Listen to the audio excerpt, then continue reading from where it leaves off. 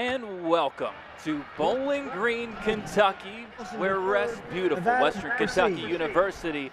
And at the bottom of the hill, where the Hilltoppers reside, you'll find yourself inside of Houchins Industries L.T. Smith Stadium, where tonight the Western Kentucky Hilltoppers welcome the Nevada Wolfpack. WKU coming off a bye after a tough loss on the road at Toledo. Nevada just dropping a tough one against WKU's chief rivals in MTSU. I'm Tyler Eaton, joined by the great Terry Obie here tonight. And Terry, this feels like one of these games headed into conference play for both sides. You don't label it a must-win, but boy, it's a wanna-win for both teams. Yeah, you're talking about momentum. I mean, they're both struggling the last couple of weeks, and now they come together, and it's going to be all out fight now. It's all out war. Talking to the coaches, they described it as being a war. Yeah. Going out, getting a chance to establish themselves and reestablish themselves and get ready to get played on track. And Nevada's got a lot of reestablishing to do, especially at the quarterback position. We don't know for sure what this balance is going to look like, but what we do know, Terry, is when Chubba Purdy is out there, watch out for what he can do with his legs. Yeah, Chubba Purdy. I mean, he can do a lot of things, and especially running in space, and that's going to give WKU a lot of problems, because like last week with Toledo, a couple of weeks ago, the running game was a big thing. And if they watch the video and film and they see what's going on, they're going to try to exploit them for the running game. I think everybody knows on the other side what to expect from WKU and that gunslinger, Maverick McIver, one of the nation's top 10 passing offenses. But it will be the WKU defense tasked up first. And to what you referenced, this is going to be a serious clash of styles, because as much as we know WKU is going to want to throw the ball, Nevada is going to want to establish the run in this game, and that has been where WKU has struggled. Over 300 yards given up on the ground in that loss to Toledo, but you can counter some of that if Maverick McIver is giving you his best. Yeah, McIver's on the sideline waiting, because, you know, usually the coaches get everything. They're kind of reviewing right now the top 20 plays for when the offense coming on. He's looking at that right now, but you're right. When you start this offense for Nevada, they're going to try to possess the game. They're going to try to pound the ball and take their time running the entire drive. No surprises, the opening kickoff is through the end zone. Head coach Tyson Helton told us this week that if it was up to him, every single one would be booted out of the back. He does not want to deal with any returns in any phase of the special teams game. And now his Hilltopper defense will go up against this Nevada offense that has struggled to find their identity so far this season, averaging just 14.7 points per game. That's 122nd in the country. They're a much better rushing team, as we talked about, than a passing team, averaging 183 yards per game on the ground. Two wide receivers right to open this one up. Throw goes to the left side. It's caught, but a short gain of just one, as WKU was all over that opening pass to the near side. Yeah, you know what, that's really, Coach talked about earlier, that's that 90 passing series, the quick pass, get it out really quick, on rhythm, three-step drop, and the quarterback, Purdy, just got the ball out immediately. And that was just the second catch of the season for the backup tight end, Jace Henry. But one thing that we talked to the Nevada staff about was how much confidence they have in the two tight end sets, which you get again here. Some jumbo looks, which allows you to run it with Purdy or pass it. Here it's going to be a keeper going right side. WKU has it snuffed out, and that one goes for a loss of one. Hilltoppers all over. Yeah, I mean, great defense on that. But I like the way Nevada's coming out right now. They're taking a little taste out of what last week Toledo did. They're going 2-3 tight ends, jumbo personnel, and try to match it up. Because when you put more tight ends out there, you create more zones. Instead of ABC, you create a D gap with extra tight ends out there. That brings up a 3rd and long, and that is the last spot that this Nevada offense wants to be in, as Jalen Wester stepped in to make the play there. Has had a great season early on for these Hilltoppers. Two wide to each side. Purdy going to look to throw, looks underneath, and it's dropped. Tough to tell if it would have been a catch and run for a first down, but looked like it might have been. Yeah, he was wild. I mean, he had the ball in his hands, but he got to look that in. The big problem is he tried to make yardage yak after the catch. That's what the 90 series passing game allow you to do, but you still got to catch the ball first. Jordan Brown unable to hang on. Would have been his 12th catch of the season. Had a solid game in that 1-point loss to MTSU, which we'll talk about more as the broadcast goes on. And immediately the Wolfpack will have to punt it away with Bailey Ettridge, top 25 in the country in yards per punt. This one a high booming one. Fair catch called for, and WKU will take over at their own 33-yard line. Yeah, great catch by the punt returner on that, but you want to keep those pads. You want to keep that ball off the pads. I mean, so they're going to get ready to go. And now this WKU offense steps in. As we take a look at our starting lineups presented by South Central Bank, it's going to be a bit of a reshuffling up front. We learned just before the game the Hilltoppers without their starting right tackle in this one with Devin Smith. So we'll see who they slot in there. Marshall Jackson, Lawrence Seymour, Elijah Williams, Quincy Jenkins, the other offensive lineman going left to right. Musa Berry, that wide receiver, Terry, coming off a great game against Toledo, was one of the few bright spots for WKU as the Hilltoppers get things started through the air. And what a great hustle play, weaving through for the first down to the 44-yard line is the tight end Noah Myers. Yeah, I know this is it's probably a South kind of concept, but Meyer right there, he was wide open over the middle on that, what they call that tight end shallow cross. Working quickly. This time it's a screen to the left side into the hands of Berry, who we just mentioned. He gets exactly to midfield, and it's 2nd and 4 there. That's one thing that both Tyson Helton and offensive coordinator Rick Bowie were telling us. There cannot be 2nd and 9, 2nd and 10, and I think we kind of expected to see some more of that screen game on first down to help with that run game. Yes, they're trying to go tempo, try to get them off balance, and they're trying to get the ball in the air as much as possible. But for right now, it's been consistent. You're right, just getting those extended plays out. And we get another screen pass, this one to the near side for another first down. Jairus Mack reels it in. Charlotte transfer for a wide receiver room that Coach Choate for Nevada spoke very highly of within this WKU offense. Yeah, just an extended run like that quick pass to Mack. So what Coach Helton likes to lull you to sleep right here, because it's been all quick, and then Nevada comes down a little bit. He's going to look to try to get the ball deep once he goes that many times. Hutchinson in motion, gets it, now pitches it back. Here comes Mack the other way. McIver out trying to block for him, goes nowhere. Well played that time by Nevada defensively. Yeah, we call that trickeration, Tyler. You know what I mean? It's too early. It's not Halloween yet. I don't think Nevada went for that one. Great job of keeping contained on that play. And again, we see what we were talking about, whether it be the screen game, whether it be plays like that. WKU, you just get the feeling coming off of that Toledo game where they just could not get anything going in the ground game. And it's really been a struggle all season long, but just 59 yards on 28 rushes in that one. Feel like they're going to get creative in that facet. Yes, right now they're putting WKU in a situation to throw the ball. McIver pumps, now throws near side. It's collected and caught by Matthew Henry. He's knocked out of bounds just short of the sticks.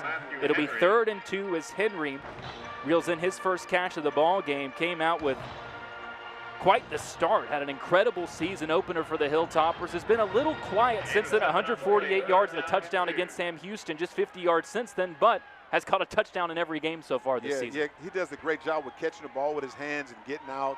They call that the out route on that one, to get the ball out quick. And then now here we come to taste their own medicine. They come and get big personnel because they got to run the ball. They got two downs to get this one. It's a direct snap, ball going right side. It's enough for the yardage and then some to the 30-yard line. Like you said, WKU came out heavy, and it was George Hart that took the direct snap. The redshirt senior in this crew of running backs where freshman Marvis Parrish is the main guy. But, Terry, you're going to see 4 different running backs get pretty good playing time in this game for WKU. Yeah, I mean, they got a lot of guys shifting in and out, and that's exactly what they're doing. They're on the fringe right now of the red zone. They try to take the shot. They're really strong play to the inside receivers or to the tight ends in this situation. 7th-year head coach Tyson Helton said this part of the field is his baby. Yes. And he wants to see more touchdowns here. Handoff going up the middle. Goes for a yard. They're going to mark it for maybe a couple feet as Hart gets that one running right side. And that's the exact scenario that Tyson Helton said he did not want to see any more of. But this Nevada defense, as we know, Terry, up front, that is their strength, as it was LaBarbera there making the play. Dylan LaBarbera, he has been excellent this season. 26 tackles already, make it 27, and 6 of them for loss. Yeah, I like LaBarbera in space, though. He's really good with his hands, too. He makes some plays on the outside for Nevada. 2nd and 9. McIver has a man, but overshoots it. Trying to hit Henry between 3 defenders, but all of them had given him a cushion of 5 or 6 feet. And that's a battle that we expected in this game, too, whether or not Nevada would come out and press some with man or drop back in zone. Yeah, but Henry, I'm thinking that effort, I don't know, he maybe short-armed a little bit. You got to go get that. I think he has more verticals than that. He got the opportunity to get that play because you got to make it for your quarterback. You ain't a wide receiver, you're a wide retriever, so you got to bring that bone back to the quarterback. That was spoken like a former wide receiver. Regardless, sets up a 3rd and a long 9 here. 2 wide receivers on the right with the tight end. McIver gets the snap. He's looking to that left side. One-on-one. Jump ball. Is it caught? It is, but out of bounds. Ruled incomplete on that far side. Had Barry one-on-one, reeled it in, but did not get anything in bounds. Yeah, Barry was 101, but I think the cornerback did a great job. Adams did a great job of covering, forced him wide on the outside, though. He got to make sure he keeps 2 yards from the sideline on that. Great job for the defensive back. Now Nevada, great stand. Anytime that you hold this WKU offense to a field goal, you've gotten the job done. As John Cannon, Maverick McIver gets all the talk about the name, but John Cannon, the kicker, has, I think, one of the best names in college football. He lines this one up from the right hash, and it is no good off to the right side. Wow. Yeah. Again, they had a lot of penetration.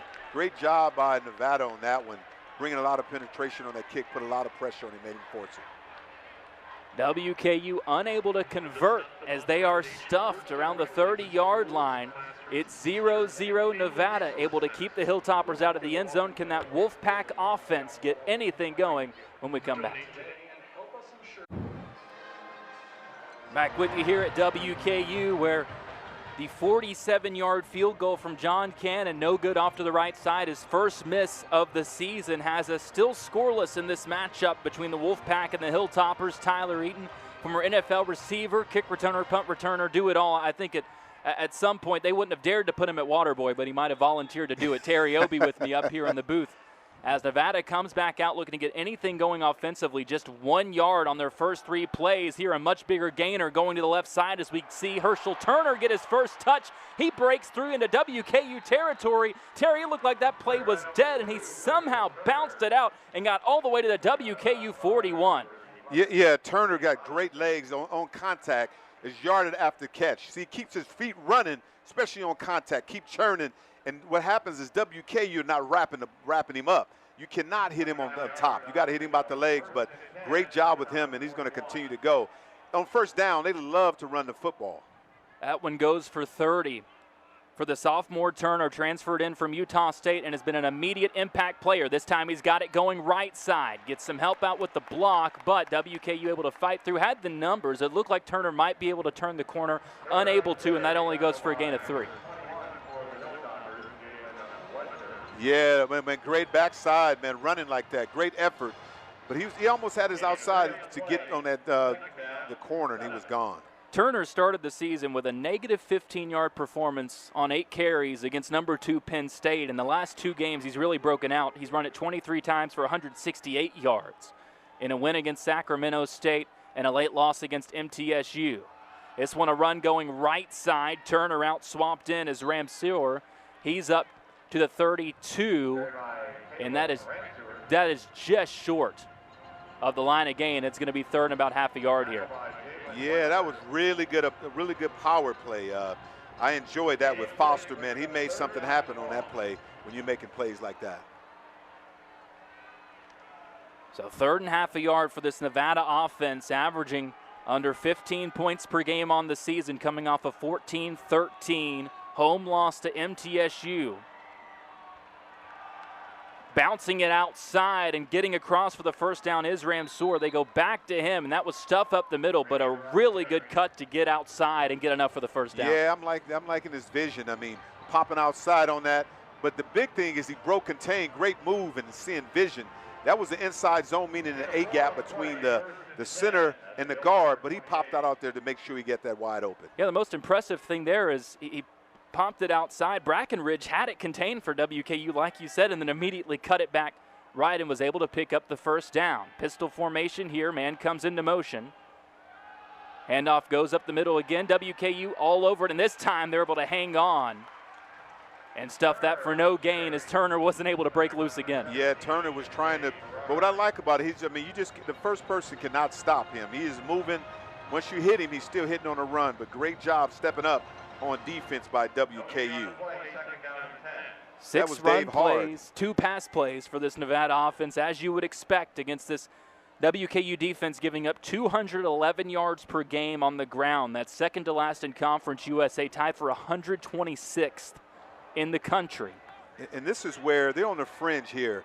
They like to go to the tight ends and try to get the ball downfield because they haven't at all, or some type of trick play. Purdy fakes the toss on the reverse, keeps it himself, driving forward to the 25-yard line. Picks up 3, and they'll need 7 here on third down. Yeah, Purdy looked pretty on that run. Great, that was a design run for the quarterback, and he saw outside. Great job on the perimeter with all the linemen, but for some reason, great penetration by WK on defense. And as you're watching, you may suspect it. Yes, the younger brother of NFL quarterback Brock Purdy spent 2 years at Florida State, 2 years at Nebraska, was a 4-star recruit out of high school in Arizona, has really found his place here as a 6th year at Nevada. He's got a 3rd and 7 for the Wolfpack, slings over a screen on the right side. This time Brown reels it in, gets up close to the first down, tripped up, and is 2 yards short. And decision time for Nevada in a game where Coach told us, Terry, possessions are going to be at a premium, and he knows his team is going to need points to win this game. Yeah, possessions are important, but downtown Brown, great feet on the execution there. The Wolfpack had gotten to the line quickly to go for it, but WKU takes their first timeout.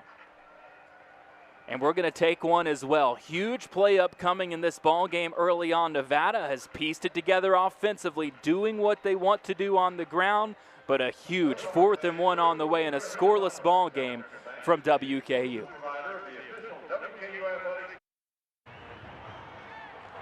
Back with you, WKU, for a huge 4th and 1 early in this ball game. Chubba Purdy has been running this offense after it went back and forth between he and A.J. Bianco against MTSU last week. He's got 2 wide receivers each way. The Wolfpack need a yard. At the edge of the red zone as a flag comes in. Motion against the Wolfpack. Yeah, see, that's the thing with the Wolfpack have been doing is putting themselves in bad positions and making mistakes that's very costly. Now you have to kick a field goal instead of going for the ball on that particular down.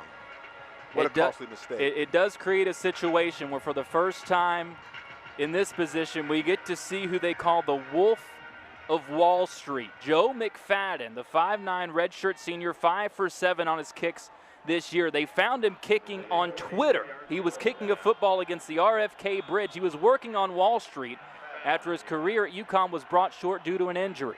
Yeah, so much stress in Wall Street, you have to kick on the bridge, right? His 42-yarder is up, and it is through. A new season long for the Wolf of Wall Street puts Nevada ahead early. It's been a back and forth game, perhaps more defensive oriented than we would have expected, but if you're Coach Jeff Choate, this has gone exactly to the script that you would have wanted. With just 5 minutes or over 5 minutes left in this opening quarter, it's Nevada 3, WKU 0. Nevada, after the missed WKU field goal, drives 47 yards in 8 plays, had a 4th and 1 opportunity knocking on the door of the red zone. They commit a false start but settle for a 42-yard field goal off the foot of Joe McFadden. And just like that, it's the Wolfpack out in front 3-0 in this non-conference matchup between the home WKU Hilltoppers and the visiting Nevada Wolfpack. Tyler Eaton and Terry Obie with you as sun has started to go down. It's cooled down a bit here in Bowling Green. This ball booted clear into the end zone, and again, I'd say that to Tyson Helton's delight, no worry about a return of any kind. He does not want teams returning against him, and he really, if it's up to him, doesn't want to return any kicks either, as now we get some late action, Terry, and a flag comes in from behind the play. It's down around the WKU 40-yard line. Yeah, a little aggressive play, but when you have those kickers booming the ball like that, you're already making a business decision, right? They're not going to have any contact. That doesn't make any sense to go down there and hit somebody. All you're doing is running full speed. There's no need to hit somebody and have a penalty like that. Now you put yourself in a situation, and the field position is different. And looking at Coach Helton, you know they like to throw the ball. In this situation, it's called sudden change. When they get the football early with a penalty, they're going to try to go for the juggler. Yeah. And by looking at his video from the past, he likes to do that. And let's see what he's going to do in this play. Just strange for a Nevada team that under second-year head coach Jeff Choate is very well disciplined. That's one of their strengths. They only average around 4.5 penalties per game this season as WKU gets to take over at their own 40 now. McIver throws it over on the screen. Left side up to around the 49-yard line that time through that extended pass game that we talked about that really just kind of looks like the run game. And Coach Choate talked about Marvis Parrish, the running back, really said he's just an extra receiver out there for WKU. Yes, spreading the ball out there, getting the ball out really quick. Now you get this tight formation. Now you have a lot of things to do. You got two safeties deep. Now you got an opportunity to get something down the middle. Play action. It's dropped off on the right side on the slip. Barreling across the 45-yard line is Noah Myers for the Hilltoppers. Already 5 different WKU players with receptions in this game. In all 3 games, at least 9 players have had at least 1 catch. They're going to spread it around, and Obi, as we're seeing now, they're going to speed this thing up. Already back as fast as can. I mean, can you go and stay in the middle like we're talking about? And it's Noah Myers again across the middle down to the 26-yard line. They are leaving him unchecked because of how much fear those receivers put into you, and an adjustment is going to have to be made there because WKU has clearly picked up on it. Yes, absolutely. You know, with Myers, that's a great pass right there. Great checkoff. You call tight end over the middle. When you're doing that, cover 2, that seam is wide open there. 6 catches for 43 yards coming into this game on the season. Already 3 for 37 in this ball game for WKU, and the Hilltoppers already at the 26-yard line. McIver drops it off right side. It's Parrish. Tries to make a man miss, gets around 1 around the 25-yard line, and this is about exactly what happened on WKU's first drive. It was this part of the field, Terry, where they had the first down, were really moving, and then only got 1 on first down, and that's where things stalled. Yeah, I mean, they're very aggressive, getting the ball out really quick. But I give credit to those linebackers coming up and making things happen, and those safeties. When you have that was Kenyon, right? Coming up there making plays out there. Second catch for Marvis Parrish, who for all those good wide receivers out of the running back spot leads this team in catches with 16 now on the season. That one only picks up 1 at 2nd and 9. Now you got one-on-one with tight ends again. I wonder what they're going to do, some trickeration. Parrish gets it moving right to left, slashes down to between the 22 and 23-yard line. Line of gain is 16, though 3rd and medium here for WKU, and a very interesting spot for the Hilltoppers after the missed kick. Coach Tyson Helton gambled a couple of 4th down tries, no good a couple weeks ago in that loss to Toledo. Will be fascinating to see how the Hilltoppers play this here. Yeah, get the ball out quick, but even on that previous play, I was excited about that linebacker on the mic on Nevada. Stone Combs is making some plays. But right now, you just got to get over the middle. Like, hook over the middle is really good. Goes on the right side, and it's dropped. They were setting the screen up to Katie Hutchinson, and he couldn't hold on. Yeah, Hutchinson, you got to make sure you catch that ball and see that in. Because he was trying to take it. His last name is Hutchinson. He wanted to take it to the Hutchinson where we here right now. He thought he saw green grass ahead of him, and he was looking. He wanted to bump his head on a goal post and forgot about the football. It was there. It would have basically come down to a one-on-one. Bishop Turner, the safety, was there waiting for him, but instead it's dropped, and WKU will attempt another field goal, this one from exactly 40 yards out from John Cannon. Just missed his first of the season from the right side here from the left hash. It's up, and it's good. We're all tied up at 3. WKU, the key all week was converting on these drives, getting touchdowns and not having to settle. 2 trips down, 2 field goal attempts. They knocked through the second, but again, you've got to assume if you're Nevada, absolutely thrilled with the result of that drive. Yeah, I mean, both sides right now, this is a heavyweight fight. They're going back and forth on it, and they're trying. No one is really budging. They're giving up a little bit, but they're not really budging. 3-3 score. This is such an important game, like you said earlier, Tyler, that they both know what's on the line. Yeah, and head coach Jeff Choate in his second year as a head coach here at Nevada, but he's been around for a long time. He was a co-defensive coordinator at Texas from 2021 to 23. Before that was the head coach at Montana State, had a very good run there. Has been at Washington, was at Boise State during the heyday with Kellen Moore and that crew that was basically winning every game or only dropping 1 or 2 a season in the late 2000s. he's come in here, he said, look, I know that I'm a bit of an old school guy, but I just want my team to play tough and play physical, and if we do that, we're going to have a chance to win every single football game, and so far, that's exactly what we've seen. Exactly. Now you got this guy, Cassidy. There's no way you return it. I don't know if anybody can return it on him. His legs are so strong. I don't know how many teams you see out there that does what Tyson Helton does. Well, he'll bring in specialists specifically for these kickoffs. Yeah, he got people from everywhere, all over the world, Australia, right, Canada, different places. But great. I mean, it's going to be very interesting what Nevada comes out here and do. They're establishing a run. They're running the football. They shouldn't change what they do. Add an extra tight end and just pound the ball outside zone, keep these possessions going, so they can take control of this football game. 7 carries as a team for 45 yards already in this game, 34 of those from the star back Turner. He gets it running left this time, tries to bounce, and it is chopped down. The Hilltoppers brought the house, and the gamble paid off. It's a loss of 1. Yeah, great play out there, making some things happen. But I'm excited about Dave Hurd. Dave Hurd right there made sure he had contained, missed blocking, and came up there and made a play on that. Great eyes in the backfield. He didn't get caught downfield. He knew exactly what was happening. Dave Hurd, number 17.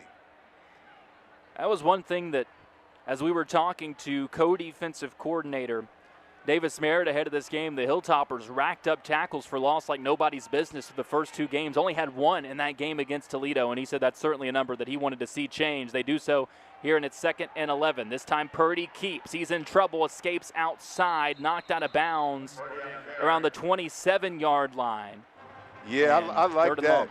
That was a great play against Purdy. That was Malone, stayed home Malone. He didn't get food on that. And that was a great play by only 4 yards. And if you put Nevada in this situation, they make a lot of mistakes. They're consistent. They're not as consistent. They're only like 30% of the time when it's 3rd and 6 or more. 31% overall on 3rd downs. That's tied for 121st in the country. Purdy's got 2 wide receivers each way, with Turner to his left. Takes the snap. Looking right, fires underneath. It's caught by Jet Carpenter. And I think you're right that from the area that came in, either it was an extracurricular with a shove or there's going to be a roughing call here. Personal foul, illegal block below the waist, offense number 2. The penalty is half the distance to the goal, remains 3rd down. And Tyson Helton still chatting with the official. He wants to decline it. And yeah, they're going to overturn that, so Nevada will punt it away.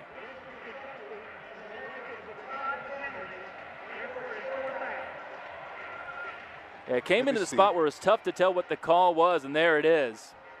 Oh, I don't know about that one because they were both engaged. I mean, he just hit him, tried to hit him up, but he went down. Yeah, so usually I'm not sure you'll about see that those calls happen. A lot of the time you're already engaged with someone and someone else comes in and makes that block. But the call goes against Nevada. Again, it's the penalties. That one doesn't really take away anything because, again, the play still results in a 4th down, but not what you would expect from this Wolfpack team, as they'll have to punt it away on 4th and 4. Yeah, this is an unusual formation for the punt. That looks like that's returnable. This one, a low line drive, rolls down inside the 30, across the 20, and that's the penalty you pay. It's the Tyson Helton philosophy. If you don't want anybody to touch that football, if they don't have to on those punts, that one got about 20 yards of roll down inside the WKU 20. Hey, man, Tyler, I know you play golf. That looked like your that 3-iron, that knockdown 3-iron that you usually That looked for me like a hard swing with the putter, I'll be honest. Wow. And it pins WKU at the 13, and that's one stat that you'll always hear about with punters is those punts down inside the 20. So for Bailey Ettridge, you can make it 6 now on the season. He can still add it to his total. Doesn't matter how you get there. But the Hilltoppers will take over with 87 yards to go in a 3-3 ball game late here in the 1st quarter. McIver, 3 wide receivers to his right, 1 left. Now brings a man in motion. It's a handoff going left side, bouncing it outside, and getting across the 1st down marker near the 25-yard line is George Hart. Yeah, I like that play. You know, it wasn't a diamond. It wasn't a spade. They called the heart on that one. He has a lot of heart down the field and stumbling, grumbling, physical, making plays down. He's more of the physical running back for WKU. He's gritty player, started as a walk-on at Arizona State, earned his spot there, was a scholarship player there for 3 years in his second season at WKU, a part of that big running back room that the Hilltoppers are looking to lean on a bit more early on. It's been a physical game both ways, 3-3, nothing doing after one. Perhaps the offense will tick up a bit if WKU has their way come the second quarter. WKU coming off their first scoring drive of the game. Nevada turns it right back to the Hilltoppers, who are looking to build on this last drive, Terry Obi, and finish with a touchdown instead of a field goal, as they've really been working in this one, the running backs and the tight ends. Yeah, it looked like Myers and they got them both going, and Parrish they got him open in like 24 hours. Like Myers is open, I think he's open all day, and they're looking at the tight ends to make plays all game. Hilltoppers take over this time at their own 26-yard line. All square at 3. Tyler Eaton and Terry Obi with you from Bowling Green. Pitch out to the right side. It's Hart. Bounces across the 30, 35. He's up to the 40. First down and then some, and pushed out of bounds at the 42-yard line for a gain of 16. Yeah, very impressive on that, making plays on the outside. You know what? Marshall Jackson is a highly recruited offensive lineman, and he made that happen on that. So when they go wide open like this, is they try to run MacGyver on this situation. Look like a pass and kind of quarterback run. He's going to throw here. He's looking across the middle, has a man, but it's picked off. He was fooled by the coverage and snooping in to get it. What a play, dropping down and making the play on that football, Terry Obi. Yeah, great. I mean, fooled him on that. It looked like cover 2, but that was cover 2 man. And it was the linebacker, E.J. Smith, that dropped back. Great play, great instincts. It's the second interception of the season for Smith. It's the third for Nevada as a team. They've gotten 2 from Smith out of the linebacker position, and the other a pick 6 from Maldonado, Jonathan Maldonado, a defensive end. Yeah, they did the same thing. Toledo did the same thing with cover 2, but they went cover 2 man where the linebackers are underneath. And MacGyver did not see that. Just the second interception of the season for Maverick MacGyver. Sets Nevada up with prime position at the WKU 43. Pitch over to the left side. Shoved out of bounds is Herschel Turner.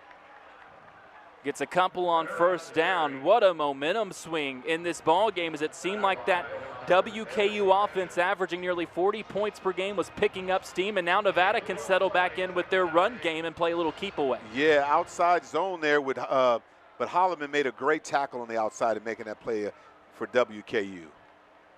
And I'm surprised that Nevada hasn't taken a shot yet. No. Just 4 pass attempts in this game. Now Purdy's completed 3, but for only 10 yards. They've kept everything short, perhaps looking deep here. He is down the right side. One-on-one, jump ball, nearly picked off, and a flag comes in. I'm interested to see, Terry, if that's going to be offensive pass interference or if it's going to go against the defense in this spot, as Brown was down there one-on-one. And it was very nearly picked off by Javen Mack. No, it looked like pass. Pass interference. For the ball. Defense number 12. 15-yard penalty, automatic first down. Let's get another look at this one. It looked like I was with you that Mack just swooped in and made a play on it.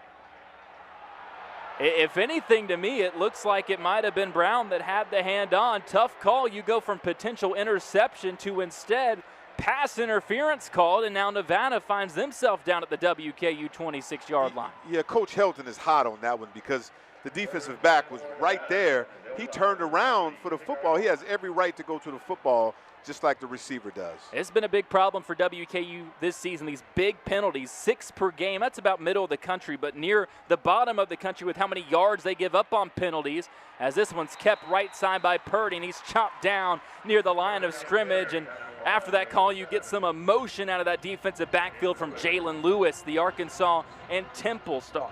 Yeah, I'm glad he came up there and made that play. Lewis was in charge of contain. He did not let anybody get outside of him. What a great play by keeping everything inside. Originally from Brownsville, Tennessee, a 3-star recruit after those stops, makes his way here to WKU. Picked off a pass in the opener against Sam Houston. And his Hilltopper defense now faces a 2nd and 9 against this Nevada offense knocking on the door again. Purdy takes the snap. This time it is a handoff going right side, bouncing down to the 21-yard line. is Herschel Turner again. It's been a healthy dose of Turner early on. Yeah, Turner, it was Turner on that one, but those offensive linemen, Foster was just grading people downfield and making plays. So Jack Foster's making some things happen on that offensive line. That run goes for 5 for Turner. He's up to 41 yards on 6 carries. And the Wolfpack face a 3rd and 4. As we mentioned earlier, this is not a team built for 3rd downs, just 31% on the season. But here a much more manageable spot for that West Coast passing game that keeps a lot short. Absolutely. Turner goes into motion. It's a keeper. Purdy gets outside, tries to cut it back in. He's chopped down short of the 17-yard line. Needed to get to the 16 for the first down. And that time you see Mack make up for that defensive pass interference call one-on-one. On that time, he was a small guy, but he came through like a Mack truck on that one. He made something. He said, there's no way you're going to get that first down. He came there very physical on that play. And once again, it looks like we'll see Nevada on a 4th and 1 deep in WKU territory keep the offense out on the field. Last time it was the false start by the receiver, Jordan Brown, that forced them to take the field goal.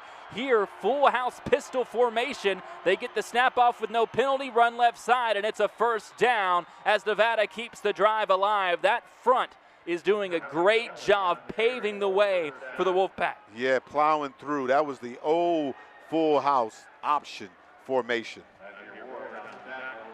Coach Choate told us he's a bit old school when it comes to every facet of the game, as it's Dominic Kelly, the freshman back, who gets the carry and picks up 4 to move the chains down to the 13-yard line for a Nevada offense that in the red zone is 5 for 8 overall, but only 2 touchdowns in those 8 trips. Yeah, they're going to try to run this football and then eventually try to get the ball out. But see, this is where they make a lot of mistakes here. False start.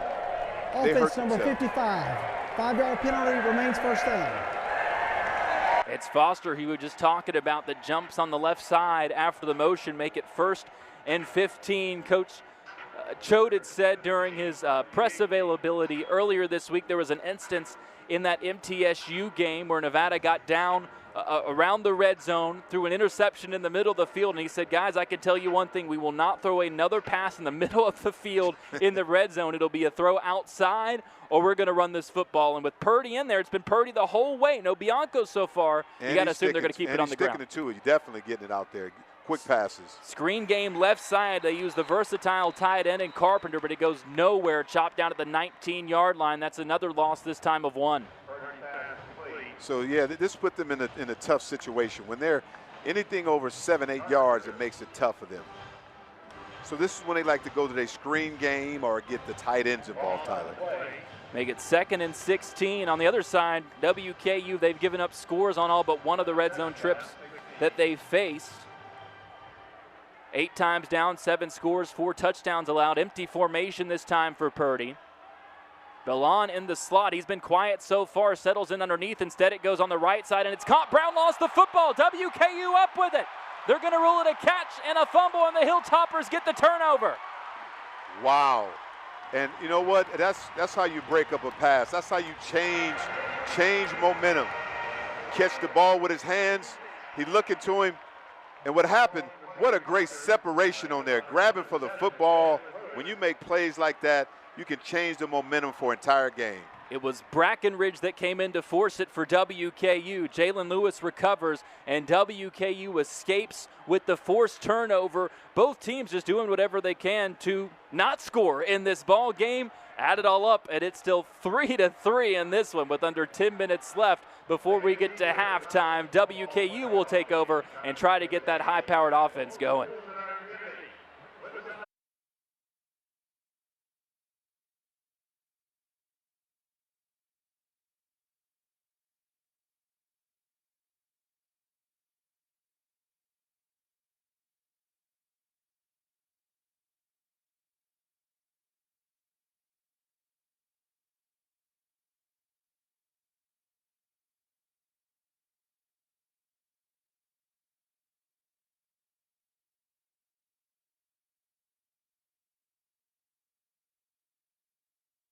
Iris Mack, and he wasn't able to hold on, make it 2nd and 10.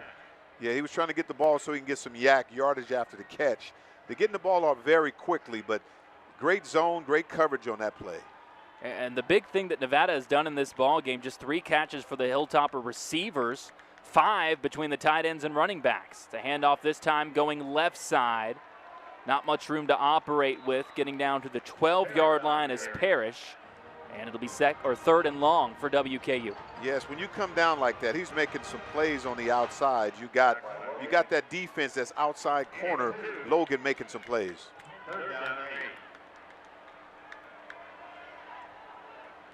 That was Najee Logan making the stop, 6'3", 228, 6th year. Spent a year at Indiana, 4 at UMass.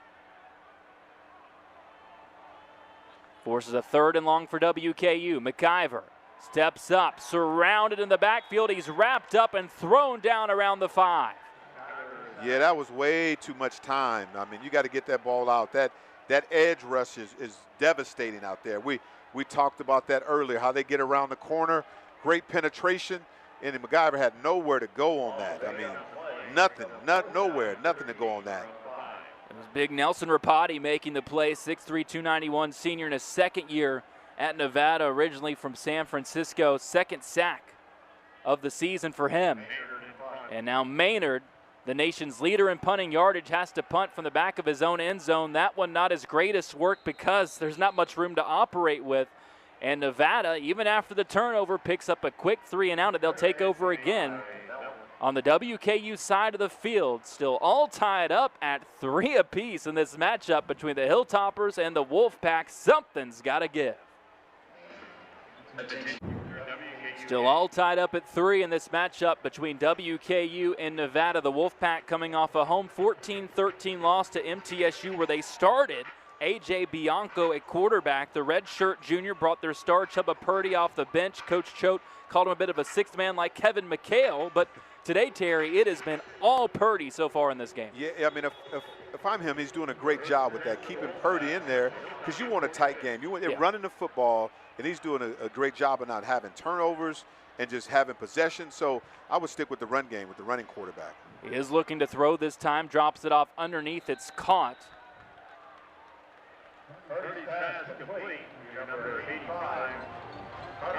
Again, we see Jet Carpenter. They have had him heavily involved in this offense so far. Already 3 catches, not a lot of yardage, but Coach Choate was raving about these tight ends. Really said his 2 tight ends between Carpenter and Jace Henry might just be their 2 best offensive players overall. Yeah, at that time Purdy was on the outside to Carpenter, like on a check down on that one, because it was a blitz by WKU. 2 wide receivers on the right side. They've got the tight end stacked on the left. Now Carpenter comes into motion. Purdy claps, gets the snap, fakes the toss. They've got 1 wide receiver across the middle distracting, and Carpenter leaks out. He's down inside the 10. They're going to say step down at the 5, or it would have been 6. Drew that one up perfectly. They brought 1 wide receiver across the middle to get all the attention, and Carpenter leaked out wide open, Terry. Yeah, that's that West Coast. You fake the throw, and you put the tight end on like the double move. That looked like a like they call it a double bubble, meaning you fake the bubble screen and you send the tight end deep. Great call, great play at that situation. Now just pound the football and run power.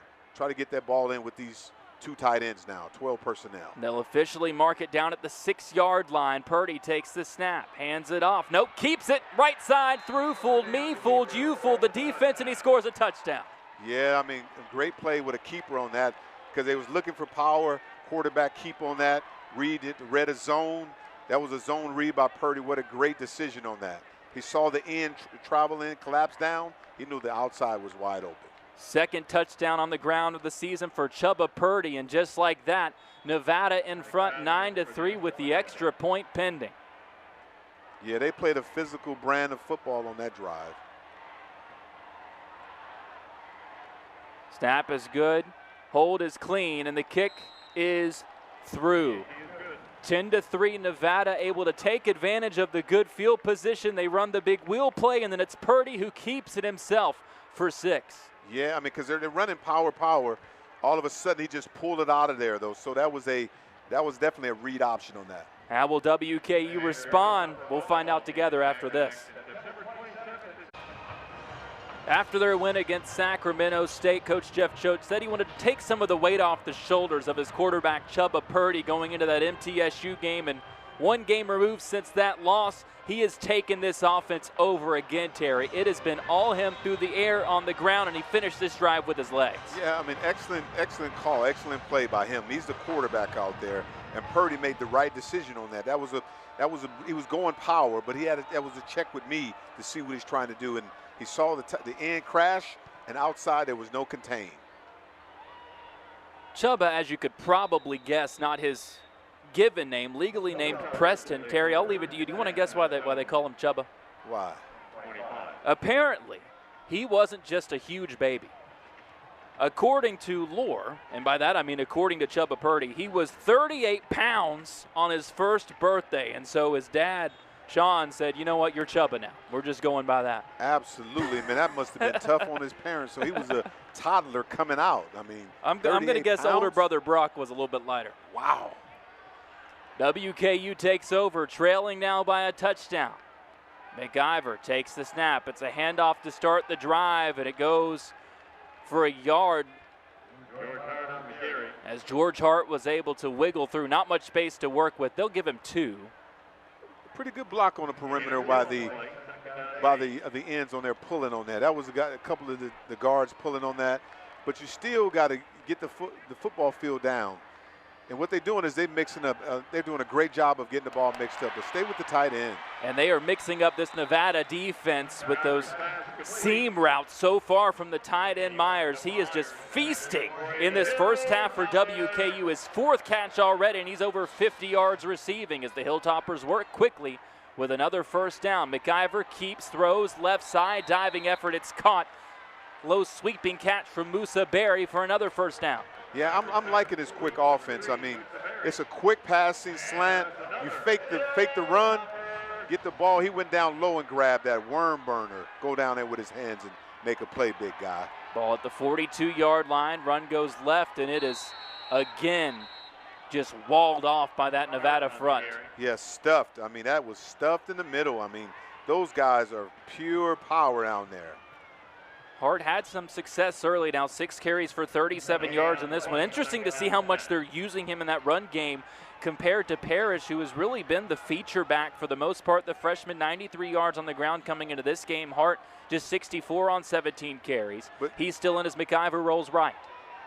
Pumps once. He's going deep. Throws it into double coverage, and it's knocked down. Oh, man. I mean, he threw that ball to try to get it deep, but he had an opportunity to run that football to get at least 8-9 yards on that. But I can see what he's trying to do. McIver's trying to be, remember like that old show McIver, he's trying to trick out of his bag, you know, try to make something happen. The old show we used to have, and McIver would get out of anything. Well, he'll flash that Maverick in him too. He's going to take his shots and clearly has some trust built up with Musa Berry after that 3 catch for 110-yard performance, albeit in the loss, 45-21 on the road to Toledo. WKU trailed that game 45-7 in the 3rd quarter, and they were down 14-0 just a couple minutes in with 2 turnovers in their first 5 plays. Interesting blitz is here. McIver wrapped up and thrown down in the backfield. Another big play as Nevada is able to break through, get the sack, and bring a WKU drive to an end. This time, it's LaBarbera. He has been everywhere this season, his 3rd sack of the year. LaBarbera was, man, he was a barbaric on that one, making plays, coming off the edge, using his hands. Great call, great play.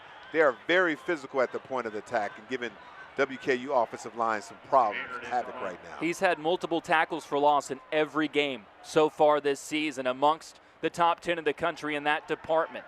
Maynard, a high punt, will bounce just short of the end zone and then go in for a touchback. That was one thing that Coach Helton mentioned. It's a very minor detail, but he wanted to see some more of those opportunities to pin teams inside the 20.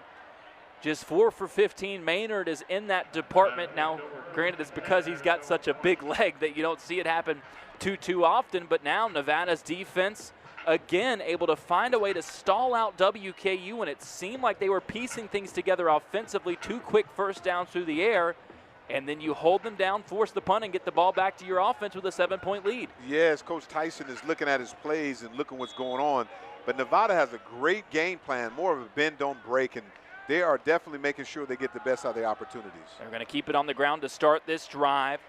Handoff goes outside as Turner is chased down and thrown down. Fowler making plays on that one. He came up there physically, and that's what you got to do with this guy. If you're going to tackle him, you got to make sure you come up hard. You can't come up scared and slow against that running back. And their scheme really puts pressure on your corners like Flowers to come up and make some plays. The redshirt senior had 10 tackles on the season coming into this game. He's not afraid of the contact. No, he said, no, I want my Flowers now. I don't want to wait later. 2 wide receivers set here. Got to keep your eyes on the tight end. Boy, what a game it's been for Jet Carpenter so far. 4 catches for 42 yards and set up that last touchdown. Bellin in motion. Surprised we haven't seen much from him yet. And we speak it into existence as he catches the out route. Was nearly deflected diving effort from Harrod to no avail. Wow. He was really close to making that play, but great job by the receiver coming back to the football on that. If he didn't do that, that would have been an interception. Great hands on that. First catch for Marcus Bellin, who's been around for a long time. Redshirt senior, spent a couple of years at UTEP, so familiar with WKU, at least in the conference, but didn't play in any of the games between the two teams. Over 800 career receiving yards, has been one of their top targets this season with 11 catches for 158 yards. Leading the team coming into this ball game. That one set up a 3rd and 2. Back to the ground game, it's Turner. He bursts through across the 35-40, still carrying defenders up near the 45-yard line. They needed 2. Boy, almost got 20. Wow, I mean, they blew the whole right side of that line of scrimmage when Grabowski just blowing people, number 54, on that play, making things happen. Then the running back, if you just give him a little space, and there he goes. 7 starts last year on the line for Grabowski as he's really settled into his spot on the right side of that line.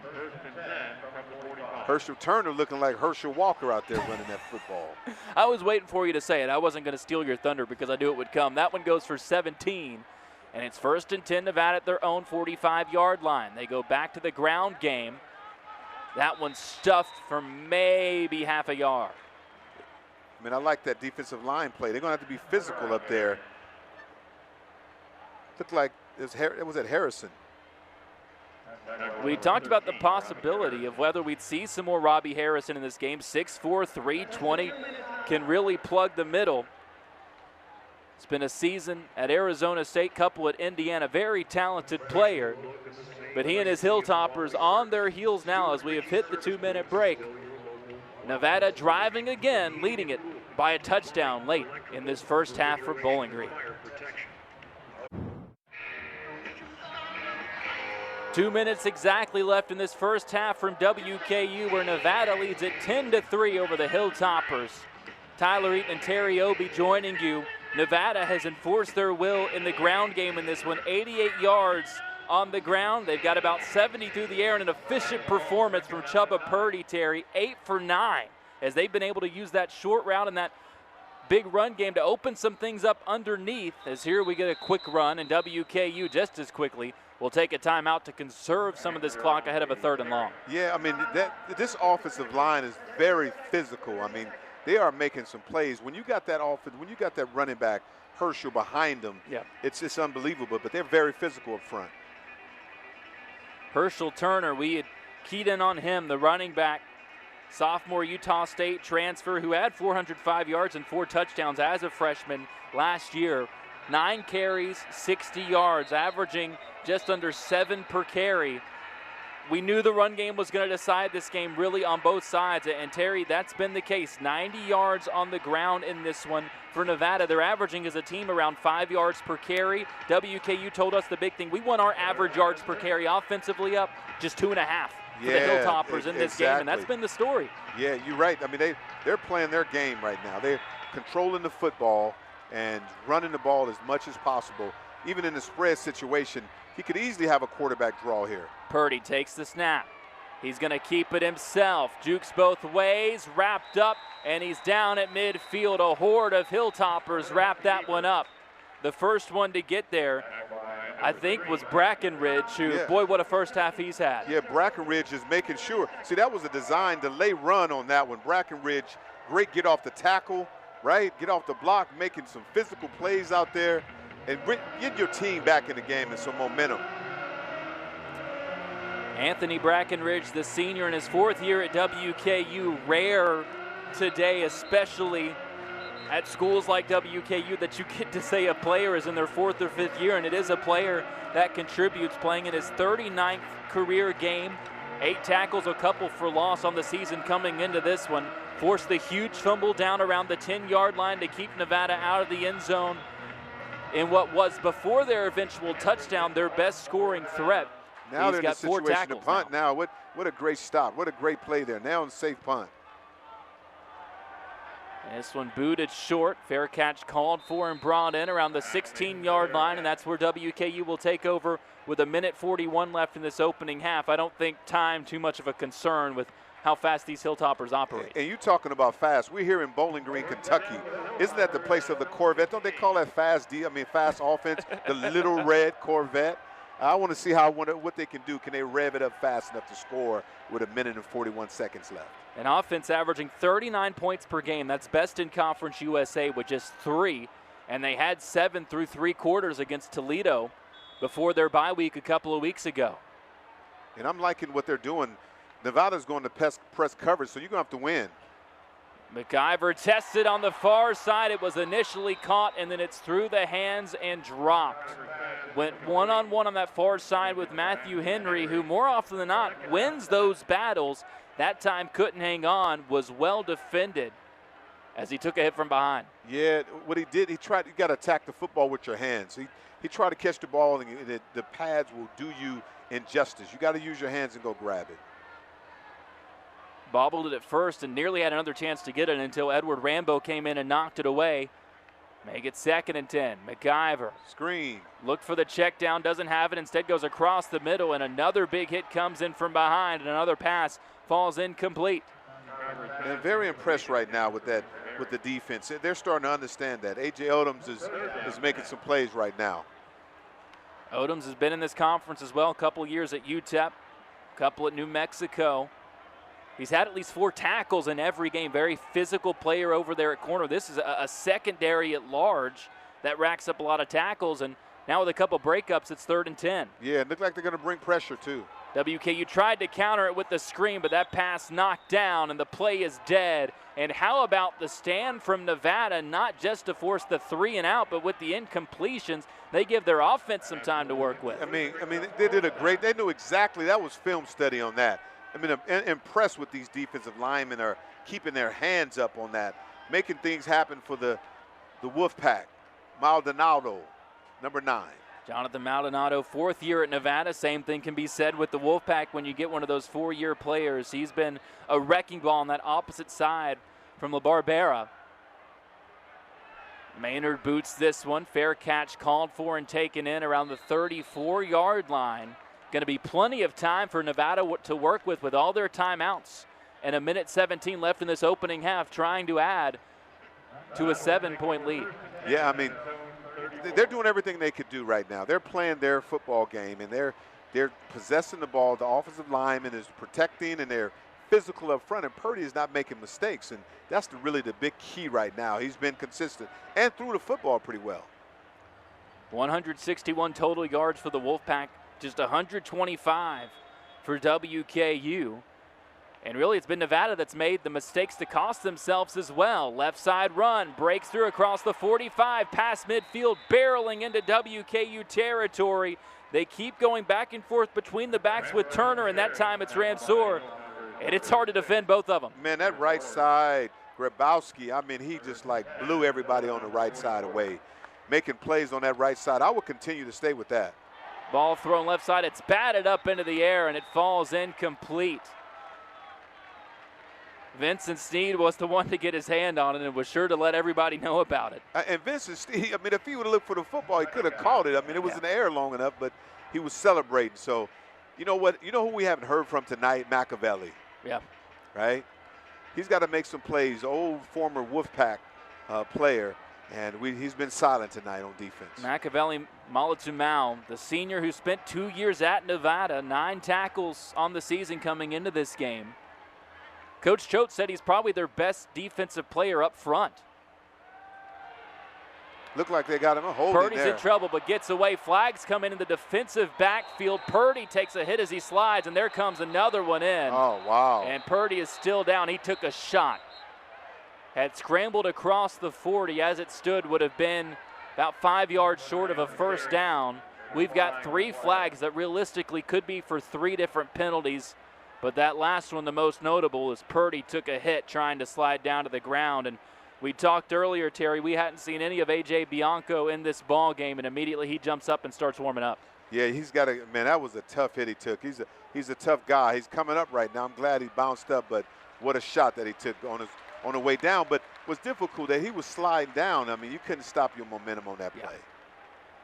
They'll check him, I'm sure, for concussion protocol, but if it's up to Purdy, he's going to jump right back into that ball game. It's tough to tell. We couldn't fully see the bang-bang where that hit took place. And now we'll find out what all these flags are. There are 2 fouls on the play. Holding, defense number 1, 10-yard penalty. After the play, personal foul, unnecessary roughness with targeting. That play is under review. So they're going to review the potential targeting against WKU, as the first flag that came in was the holding against the Hilltoppers as well. So a double whammy and could turn into a triple with the targeting. I don't know. I mean, I don't know about targeting there. He did hit him from the back, and it didn't look like he was going at his head. He was coming from the side. I think the big thing that they're going to look at there is going to be the leading with the crown there. I think it's tough to argue against that being the case. It was Dylan Flowers we talked about at the corner. He's not afraid of contact and coming in and trying to make some of those plays. The point of contact might end up saving him in that spot because it wasn't directly helmet to helmet, but I do think, Terry, as we looked back at it, that he led with that helmet, and I think that's why this review is taking place. That's really, I wonder how you would make that tackle otherwise than that. I mean, that's difficult to do when he was sliding down on that. That makes it very difficult, but you're correct with that. It looks that way, but I don't know how you can avoid that. Well, I know it's so tough, too. When you look back at your playing days, that was just a hit. I don't know if there'd be any penalty. Oh, man, they could hit us. And see, there we also factor in the launch of it. The launch and the helmet crown. We'll see if they have the disqualification on or not. We're going to find out. It's important if he uses hands first or the helmet. After review, there is no foul for targeting. Please reset the game clock to 51 seconds. So no foul for targeting. Flowers is going to stay in the ball game. I really think they're the saving grace where the contact took place. If that ended up being a helmet to helmet, I think that would have been up being the call. But yeah, because he was running, and then it was hard for him to slow down because he decided to go down. There was no way. Yeah, and then he led with his shoulders. Yeah. He didn't lead with a helmet. I think he was able to move the shoulder in there and make that contact. But regardless, stack up the penalties, Terry. And the review for the targeting didn't have anything to do with overturning the penalty. That was about whether or not he was going to stay in the ball game. Flowers does, but Nevada moves all the way up to the WKU 15-yard line with 51 seconds left in this half as A.J. Bianco, the backup quarterback who started last week, will stand in. And there's going to be some discussion here as Coach Jeff Choate is out from the sideline. And really, he's the better quarterback, too. He's a passing quarterback. He's a thrower, so it's advantageous for him because he was 13 for 23 with 106 yards completion, so it's really good. A.J. Bianca is coming in right now. 1 touchdown, 1 interception on the season. Threw that touchdown in the opening loss against Penn State. He's got 1 wide receiver right, 2 left. Turner the back to his left tip. And they've been going to their tight ends a lot. They're just going to keep it with Turner up the middle, slices down to the 10-yard line, and Nevada will quickly take a timeout. And I think just like that, Chubba Purdy is going to try to come back into this ball game. He's the first one to meet his offense with the huddle. Yeah, I'm liking this right now. That offensive line is very physical, and if they look at it, they've been going 2 tight ends. I wouldn't be surprised if they bring another tight end to make a matchup for WKU to kind of fit on that other big guy. That was the big conversation that we were having coming into this game, and it wasn't just us. Obviously, on the WKU side, Davis Merritt repeatedly said, hey, guys, there's one key to this game, and it is stop the run. That's the key. That's the entire thing that we're trying to do in this game. But it's a WKU front that is built more for Conference USA-style opponents, and when you bring in a physical, run 70% of the time team like this Nevada team, it's a real change of styles, and it's tough to defend. Speaking of tough, It looks like Chubba Purdy's right back in there with a split backfield. Yeah, almost like the full house there, and got that tight end in the grip position. Great job. He's going to keep it himself off the fake up the middle. Tough. Down to the 8-yard line. They'll need 3 for a first down. So Breckenridge is all over the place right here. Stifling in, man, they are making some plays here. He's been very physical. 5th tackle already for Breckenridge. It's Jalen Wester, unsurprisingly, leading WKU in the tackle department so far. Came in just one off the team lead behind Dave Harrod, the safety out of the secondary. I mentioned these are 2 teams with safeties that get involved a lot. Harrod's got 5 tackles to his own name. And those safeties, there's a lot of pressure on them when you know how much Nevada wants to run it. You want to press up, try to make some plays, but we saw the fake screen slipping out Carpenter earlier for the big game that set up the first touchdown. And here, Terry, a massive 3rd and 4 early in this game. Yeah, I'm seeing this right now. You know, they got Carpenter wide. I mean, they've been consistently going to him against one-on-one with his smaller corner. I would be surprised they don't go the football to him again. Purdy gets the snap. He's looking left, fires a slant route, and it's nearly intercepted. Very surprised to see that, Terry Obi, because Coach Schultz told us we're not going to throw it to the middle of the field in the red zone. They do, and just like the result was against MTSU, it was nearly picked off. Yeah, Marcus Malone, he's got to make sure he make that play. Get inside. You got to get inside that corner. Great play there, but he beat him to the route, beat him to the punch. He just ran that same 90 series West Coast offense when it's quick throwing, it was double slants. They call it drag in. Second field goal attempt for Joe McFadden. This one much shorter. Now they're going to fake it. It's kept up the middle. Bianco hit hard at the 1, and he's down there. It was a fake. And Nevada is set up with 1st and goal with 30 seconds left in the first half. Yes, man, what trickeration on that. Oh, man, they had that double back up early. No one on the right side. WKU was not prepared for that. Great call, great play. And what a hit taken there as Bianco jumped right back up from it just like Chubba Purdy did. What a play to make. You start at quarterback in the last game. You've had 1 snap in this game, and it was just to hand it off while Purdy was out. They call your number for the gutsy fake field goal, and you nearly punch it in for 6. Hey, that was a huge call by the coach. I mean, you're talking about aggressive and being like that. If you're talking about a game of possession, he knows WKU is going to score. But if you have the opportunity to put 7 on the board instead of 3, he wanted to take that opportunity to do that. Very great job. Now you just pound the football. 30 seconds. You got a lot of time to decide what you want to do. Bold call by OC David Gilbertson, his 2nd year here at Nevada with Coach Choate. His dad Keith was a head coach at Idaho, Cal, Washington out there on the West Coast. He was a quarterback at Washington State under Mike Leach, and that felt a little bit like a Mike Leach kind of call in that spot. I mean, very aggressive. I mean, what I like about this, you got a full house backfield, and you got these 2 tight ends. They're going to smash them off. They coming right at you downhill. Purdy's already scored once. Will he keep it himself? Hands it off, and WKU blows it up. Breckenridge is a monster tonight, making plays happen tonight. And now Nevada's got to hurry up. They're out of timeouts. They got to back up the line and spike it. And they'll get it down with 15 seconds frozen now on the clock. 3rd and goal. And you know what I like about this is film study by Breckenridge. He knew exactly what was happening. You got that full house backfield.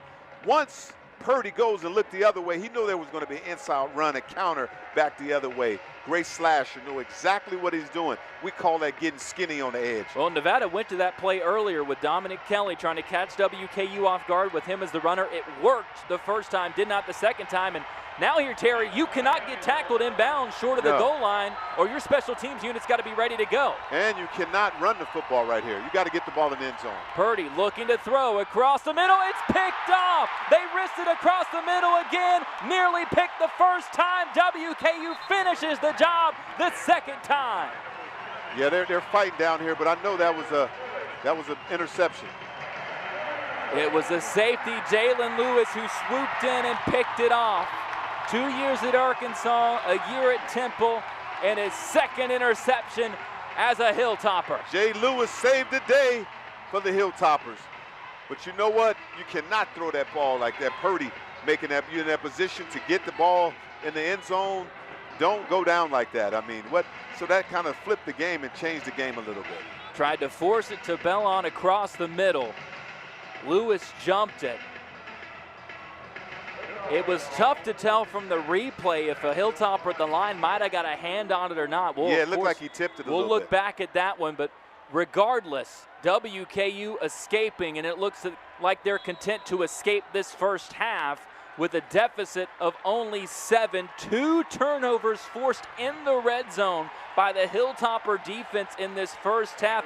WKU offensively not nearly the norm that we're used to, Terry.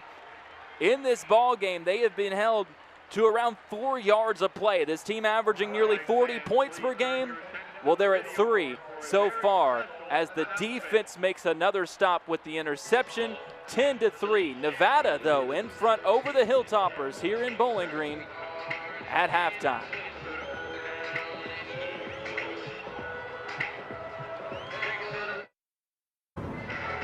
(10-3) Nevada leading WKU as we get set to get the second half underway. The Hilltoppers will get the ball first, and who would have thought, Terry, that coming into the second half, the big theme here would be that the Hilltopper offense is what's going to have to kick into gear for WKU to find a way to get back into this game. Absolutely, and then look at the rushing game, 120 yards for Nevada versus 28 for WKU. That's not really, you got to establish the run to play in a football game like this. So it'll be interesting to see what Coach Helton talked to that team about coming back out here and see what they would start up. They can throw the football, but the problem is you just, in the red zone, having turnovers or not completing those passes. WKU quarterback Maverick McIver had over 700 yards passing through his first 2 games at WKU. Against Toledo, struggled 23 for 38, 235 yards, did have 2 touchdowns, but had an interception that was returned for a touchdown. WKU, Terry, in that game, 2 of their first 5 plays, turnovers, 1 brought back directly for a touchdown. The other one 3 plays later was a Toledo touchdown. McIver tonight just 10 for 19 with 97 yards, and his second interception is a Hilltopper. And it's interesting now, they're going to man coverage right now. Now, Nevada is changing up a little bit. Now they're going back to man. WKU going to come out with a run game to start the second half. It's a productive one out to the 35-yard line for Marvis Parrish, and he did very little in the run game, was involved in the passing game early on with a couple of catches. Just 2 carries in that first half for Parrish, who came into this game as WKU's leading rusher on the season. Now over 100 yards for the year as McIver takes the deep shot down the left side. Incomplete. Broken up back in coverage was A.J. Odoms. Yeah, I mean, A.J. Odoms can really cover. But on that play, he's going to have to stop. I mean, you got to go stop and go get that ball at the highest point. But I'm liking the defense, though. I'm liking the aggressiveness. I know that Coach Helton and offensive coordinator Rick Bowie were beyond delighted with a 10-yard run to start this drive, but less excited about a 2nd and 10 to follow. It's going to be another run this time. The seam on the right side, crossing midfield down near the 45-yard line. Again, they go to Parrish, and again he bursts through for a big gainer. Quincy Jenkins is having a day. I mean, that's what they need to see those offensive line do. Number 63, I give him on that. He has been very good on that play. I would go back there again. Go right back to him on that right side. They do go to the run. He bounces it out to the right side, up near the 45. Got a yard, but much better defended that time by the Wolfpack. If they're giving you the run game, when they go 2 high safeties, that means they have less people in the box to support the run. So if they're going to give you that, WKU got to take advantage of the run game. But then when they go to 1 high safety, then you can throw the football. Bit of patchwork on that right side for WKU. Normal starter Devin Smith out with illness in this one. It's number 74, Karsten Upchurch, playing at that right tackle spot right now for the Hilltoppers, the redshirt junior from Mississippi. McIver takes the snap, looking to throw this time, drops it off underneath. It's caught in coverage, being stacked up short of the 40-yard line. Is again the big tight end in Myers.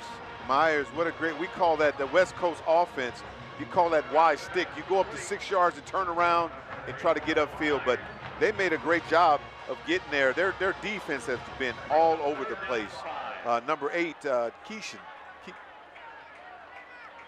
Ball at the 41, need to get to the 36 for a first down on third down. McIver rolling right, pressure, drops it off underneath, it's caught. Hutchinson tries to get around the first man, can't, but it doesn't matter because he caught it right at the sticks. Yeah, Hutchinson, you know, he's been solid the whole game. He's one of those dynamic players. I mean, in space, he get him in space, he's like a running back. He's a returner and all that, so you got to make an opportunity. When he gets to plays, he can do that. Now you got one high safety. You got a chance to get the ball up. Across the middle, this one caught, another connection. One man misses down inside the 10, stutter step at the 5, and WKU is knocking on the door. McIver saw that. I can recognize from up here. When you say that one high safety, now it's one-on-one, you got an opportunity to operate. That fake pass over the middle, all the receiver has to do is win, and there was no safety help. Cameron Flowers was flashing across, makes his 5th catch of the season, caught a touchdown in that loss against Toledo, and sets up the Hilltoppers with a 1st and goal at the 5-yard line. McIver takes the snap, fakes underneath, it's caught, and barreling down to about the 2-yard line. Off the completion is Wolf. Yeah, Wolf was trying to, they might have called that play, they playing against Nevada, they might call that play the Wolf Pack. The backup tight end, redshirt senior, played at Kansas State last season after spending 4 years at Wagner. Sets up 2nd and goal at the 2-yard line. LaVale Wright, man, this is when they have a tendency to go some type of trickeration on this play. And they got it strong on the right side. They give it to Wright, stacked up at first, tries to bounce it back left, and McIver pushes him into the end zone for the touchdown. McIver got some strength on that. we keep looking at that show. That play was stuffed by the defensive line by Nevada, and he was able to push him. I can't believe the quarterback got that much strength. 2nd touchdown on the ground of the season for Wright, and really should get half of it to Maverick McIver, who came in. It was the opposite of a tush push. It was the quarterback shoving his running back into the end zone. Quarterback shove on that play. And incredible, Tyler. I mean, he you know, he's active. He wants to win, so he does whatever he can. If he takes out a switchblade, whatever he can do, he can make things happen. Just ordinary, like the McIver show, he can just take ordinary things and make magic. It was stuffed at first, but Wright able to make the play with a little help from his quarterback, McIver. That time able to McIver his teammate into the end zone, and just like that, we're tied up at 10 apiece. How will the Wolfpack respond? We'll find out together after this. A WKU offense averaging over 460 yards per game, only 124 in the first half. Terry, they go 75 in 9 plays and punch it in on the LaVale Wright touchdown to even this game up at 10 in just under 4 minutes to start the third quarter. It's kind of opposite. Is LaVale Wright, but he went on the left side and scored. Great job with great power on that left side. And you know what? Right now, this is really getting boring when you got Cassidy. Oh, he's going to give him opportunity to return. He took a little off that one, and Nevada is going to have a chance to bring it out. Tired of giving the Wolfpack the touchbacks. Because of it, they're able to get a few more yards up to about the 28-yard line. A very rare decision from Coach Shelton and his special teams coordinator, Andy LaRussa. Yeah, I'm surprised on that. I mean, if he can get in it. That's the first time he never kicked in an end zone. That was maybe a plan. He had a lot of hang time on that. I guess he was expecting a fumble or something. Well, that's Nevada up with their first drive of the second half. Chubba Purdy so far 8 for 12 through the air. 70 yards, does have the interception. Also 9 carries for 25 yards and a touchdown. Handoff goes up the middle, and that's going nowhere. Yeah, man, they're getting fired up on defense right now. I saw Machiavelli finally showing his nose in there. And then you had Jaden Gray has been making some plays tonight, too. That's Machiavelli Malatumau. If you were just joining us, he spent 2 years at Nevada. Captain for this game with the emotions running high, 6'1", 295 senior. Who Nevada head coach Jeff Choate said he thinks it's the best defensive player WKU has on that line. Wow, man, look at these 3 tight ends in, man. You talking about big people in there now. And it's play action, trying to slip the wide receiver underneath. They do. Flag comes in from behind. Looked like holding there. Jordan Brown takes a big hit for his trouble short of the 40. As it stands, just short of the first down, but we'll see what the call is as that came out of the defensive secondary. Yeah, it looked like it was holding on defense.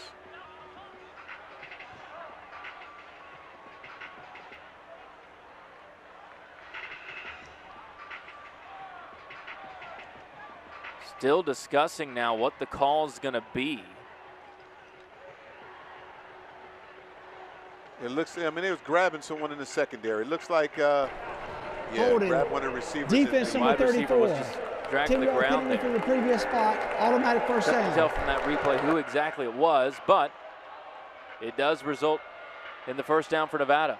Yeah, on a crossing route, that's what happened. You cannot grab someone. His Carpenter would seem like he was grabbed and pulled down. It's a tough spot to be in one-on-one with Carpenter, especially in that play-action spot. Yeah, he is a load. 4 catches, 42 yards so far. 3 of them went for a combined 6 yards, 1 for 36 on a wheel route on the fake bubble screen. And I'm seeing it right now. Nevada's changing it up. They're going 2 and 3 tight ends right now, and then like unbalanced offensive line, so they're changing up right now. Turner with the pitch. He's across the 45, 50, and a late hit comes in out of bounds. Excuse me, on the carry that time. It's Ramsour who's had a lot of success. They've been able again to flip back and forth between those 2 backs, and the late hit is going to be called against WKU as well. Man, you called that too. I mean, he got to slow up right there. Jaden Lewis, yeah, he's out of bounds. Yep. Yeah, that's definitely it's the there. extension of the arms, too. If he might have just bumped him, I don't think there's a call, but extended the arms as he made the contact. And this is something I mentioned earlier. Unnecessary roughness, late hit out of bounds, defense, number 7, 15-yard penalty, automatic first down. Yeah, the crowd is booing, but that's home field advantage, but that was definitely a late hit. It's the right call, and it's been these big penalties for WKU. There's middle of the country again in penalties per game, but clearly near the bottom of the too. country Yeah, in penalty yards per game. It's been a lot of these personal fouls, Terry. Yeah, clearly out of bounds. I mean, that was definitely a penalty on that. I know WKU Nations, I mean, you're here watching the game and booing, but that was definitely a late hit. Now Purdy under center, a rare sight in this one, hands it off going right side. Turner hit hard and dropped in the backfield. Oh my goodness. And again, it's Brackenridge making the play. Brackenridge is, man, breaking the ridge, breaking the bridge. He is bringing, you talking about wood, he's bringing the hammer. He's coming through, running straight through blockers, opposing blockers. This guy is playing possessed right now. That's his 7th tackle of the ball game. Came in, Terry, hard to believe, with 8 total on the season. Yeah, he's making that up today. But he's that 3rd string linebacker, and we knew coming in based on the conversation, the team that normally runs a 4-2-5 with 2 linebackers on the field had a feeling Brackenridge was going to have to be on the field more. Exactly. Now they have, I mean, you're right, they made that adjustment. They're playing three linebackers now this half. Handoff goes right side to Turner again. He's wrapped up and dropped once more, and guess who, Terry Obie? It's Brackenridge. You know what? I'm excited. You know what's amazing about what the defensive coordinators have done, and we try to talk to them early in the week. We try to grab it out of them, but you can't fool us, Tyler. We ask them the question. I mean, you usually run a 4-2-5 with only 2 backers, but against Nevada, you're going to have to bring another linebacker that's physical in to play against that line. Tyson Helton told us, he said, I've got a feeling there's going to be some linebacker that plays more. I don't know if I'm going to tell you guys quite yet, and we'll all find out together. And I think he knew good and well that it was going to be Anthony Brackenridge, because my goodness, what a game he's played. Sets up 3rd and 9 now. The only issue is when you have in coverage. Screen left side, Bell on. He's stacked up and dropped to the 26-yard line, and Nevada here will have to take or try to take the points with the field goal unit. Oh, man, very physical on the edge there. I mean, they stopped the point of attack. Great stand by the defense. But what I like about that, Purdy got the ball out. It just did not get his feet, just not get going. Great execution by the defense by WKU. But it's not a bad drive if you can get 3 points out of this for Nevada. Safety to Marco Williams, the first one there to make the play, and it sets up a 44-yard field goal attempt for Joe McFadden, would be his season long. As Looks it's up, good. it's got the distance on it. And it is through. McFadden missed a couple in the fourth quarter in that loss against MTSU. He's done his job today so far for the Wolfpack, 2 for 2 in the field goal department. And just like that, Nevada able to answer the opening touchdown drive of this third quarter from WKU. The Wolfpack take their lead right back 13-10 halfway through the third. The Wolf of Wall Street, Joe McFadden, now 2 for 2 for Nevada, set a new season high with a 42-yard field goal to put the Wolfpack on the board in the first quarter, and just broke that season high with a 43-yarder to once again put Nevada back in front 13-10 halfway through this third quarter. Tyler Eaton joined by Terry Obie.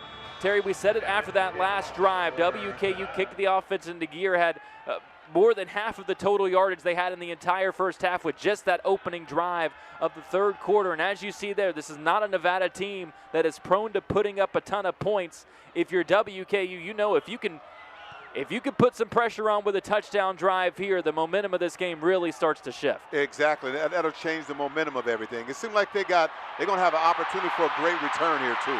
A very rare return. We saw last time a rare opportunity for a return granted by the Hilltoppers. Here they get a rare chance for a return, and George Hart, who is having a fantastic game offensively in the run game, brings it out for a great return, sort of the 35-yard line. Yeah, I mean, what a great setup. You know, they call that, you know, the left return, where you set a wall on the left side, but you let the backside free. You just got to have enough speed to get to the wedge, and he was able to get there. What a great call by Coach LaRussa. And how about this chess game with both sides making the adjustment to make the other team bring the ball out of the end zone? Yeah, right now you got two high safeties. You got to run this football right now. It is going to be run to the left side, running out of space was Parrish as he's pushed out of bounds short of the line of scrimmage. Actually loses a couple that time. Maldonado is, man, you talking about on that edge, man, what a great speed. And, man, that kid look like he's going to play on Sundays. He's got the size, 6'6", 233, redshirt junior. Yeah, these safeties they're switching it up. Now you got one high safeties. Now you can throw the football now.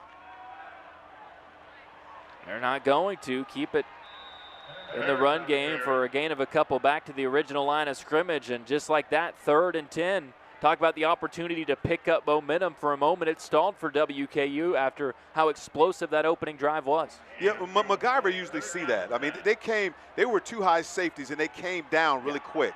If it's only one safety, you bring somebody to fit, it's hard to run on it. Two high safeties, now they're going one high safety now. Now you can throw the football, but they're going to try to bring pressure. WKU just 2 for 7 on 3rd down in this ball game. MacGyver escapes, drops it off underneath. There's a block set up, but the extra defenders come to help and chop down for a gain of just 5. Yeah, I'm impressed with Nevada right now. They're switching it up in the middle of the cadence, and they're going from cover two high safeties to one and switching it up all the time, and they're trying to confuse MacGyver on these plays. Excuse me, that was the running back coming out of the backfield, Lavelle Wright, that made the catch. But again, not enough. 4th and 5. What a stand by the Nevada defense after WKU basically marched down the field getting whatever they wanted to start this half, and they flip it around and the Hilltoppers go 3 and out. Yeah, great job. What a booming punt. It's going to take its first bounce and spin backwards. There, the wedge game shown off by Maynard. You talking about that was one of your that iron, that Callaway iron, that pitching wedge with the spin back. Oh man, that was nice. What kind of with the Pro V1 base? I mean, it's a Pro V1X in that spot. Oh okay. Yeah, with the spin on it. Okay, that was a nice play there. Pins it down at the 10-yard line, and that's where this Nevada offense will take over, headed by Chubba Purdy. 9 for 14 with 70 yards and an interception, but that's not the story as a team now, Terry. 148 yards on the ground, averaging around 5 yards per carry as a team. Purdy, just 24 of those. It's been the running back duo of Ramsour and Turner who have really gotten it done. Those two combining for over 100 yards so far. Purdy looking to throw right side, has a man wide open. It's completed with ease, but stepping out of bounds is Bellhonor. That would have been a whole lot more. Yeah, that play was all about the line of scrimmage. I mean, they gave Purdy so much time back there. They've been trying to spring Bellon open too, and finally had their opportunity. If he didn't step out, Terry, there's no telling what that turns into. There's no way you can give somebody that much time. He was back there. He had his lunch, he had his breakfast, and he was eating dinner.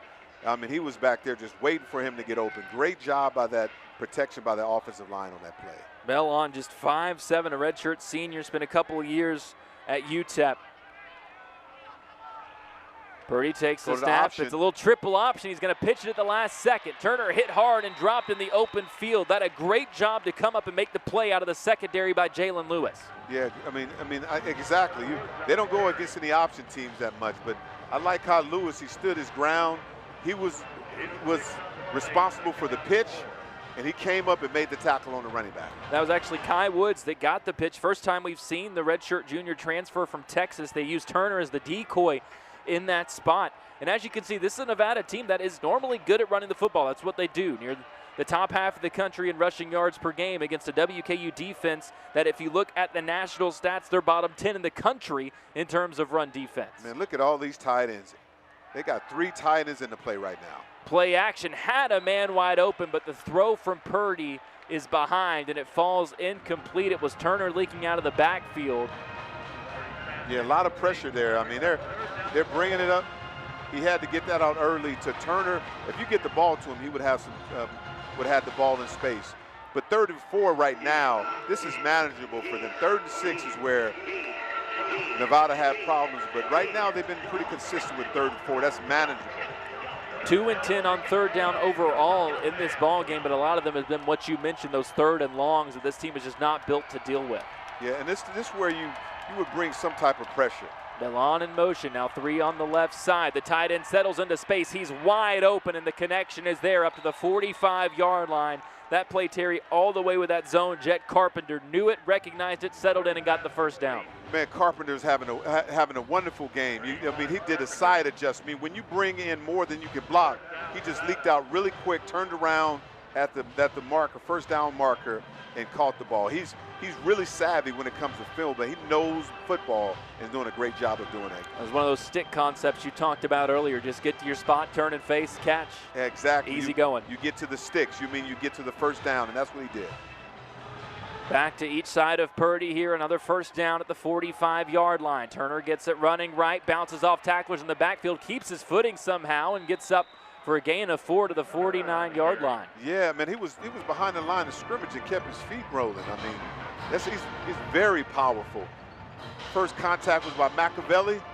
Oh, he stayed on his feet. Oh, my goodness.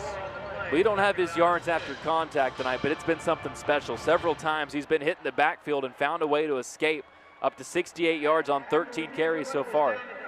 Oh, and so no, they down. are going to say that he didn't keep his footing when he first tried to have his balance. And so while he did escape the tacklers, did touch down at the 43. So rather than a gain of 4, it's a loss of 2. Oh, man, that makes a huge difference. I mean, 2nd and 12 and 2nd and 6 is a big difference. Purdy does hand it off right side, driving forward to the 45, back to the original line of scrimmage. 3rd and 10 there. Yeah, but boy, how this has changed. Exactly, but they were behind the line of scrimmage, and he still drive for like 2+ yards. I mean, that time it was Ramser, and he was stopped in the hole behind the line of scrimmage, and then here we go. Keep driving those legs. I mean, tree trunk for legs. I mean, a lot of power. It'd be interesting to see what he can clean, power clean, and deadlift and squat, because that kid got some legs. You want all the weight room statistics, don't you? Yes.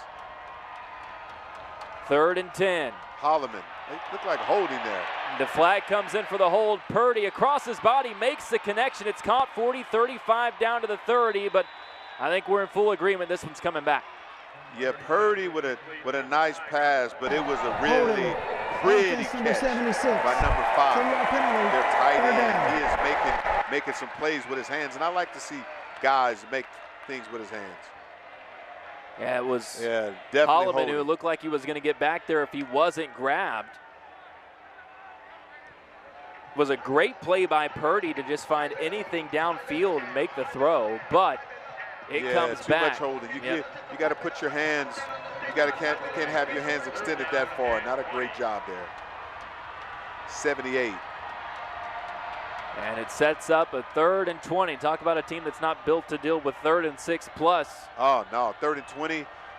Right now, I mean, WKU, you got to know, 2 tight ends to one side, they're setting up a screen, or are they going to run the ball? And they are just going to run it up the middle, surging across and diving past the 40 to the 42-yard line. Just get what they can and take the punt with the run from Mansour. Yeah, right now this is going to be a game of possessions. I mean, field position too. I mean, because it's just hard-nosed right now. They're just hitting each other. And whoever can throw the last punch. Another productive run from Caleb Mansour. He's got 61 on the ground. Turner now with 62, but they needed a lot more than the 7 they got, and they'll punt it back to WKU. Big stand that time from the Hilltopper defense, just trying to bide some time for that offense to find a chance to come to life. Yeah, I'm seeing that. I mean, you got it. Uh-oh. And here was movement up front. Offsides. Nevada arguing that it was WKU that came across. Looks like the officials are having the same debate.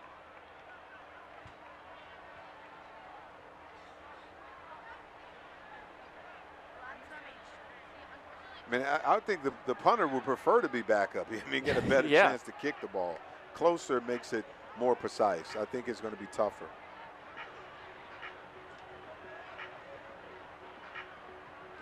Not a penalty that really changes much regardless. Offside. Defense number 91 in the neutral zone, causing the offense to move. 5-yard penalty, remains 4th down.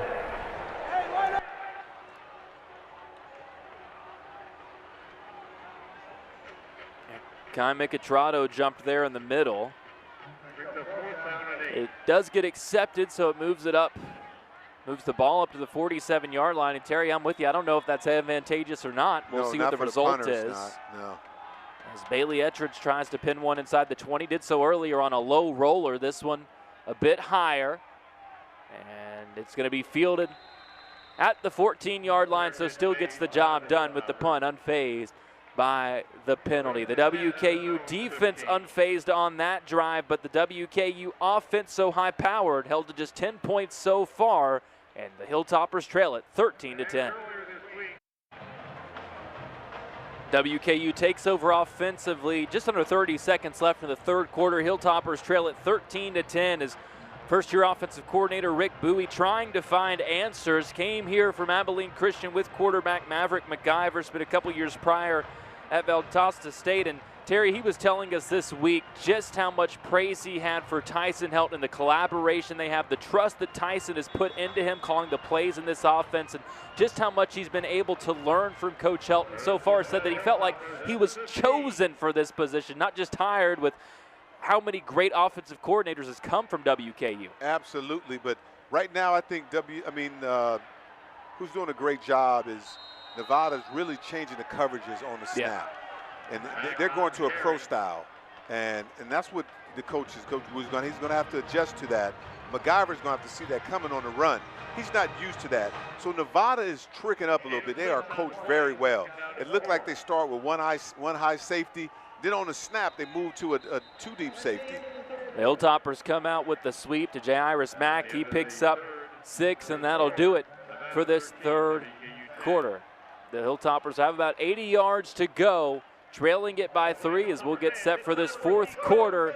Nevada leading the way. The WKU defense is held up to keep it close. It's going to come down to the offense, or will the Wolfpack pick up their 2nd win of the year? We'll find out in the 4th quarter after this.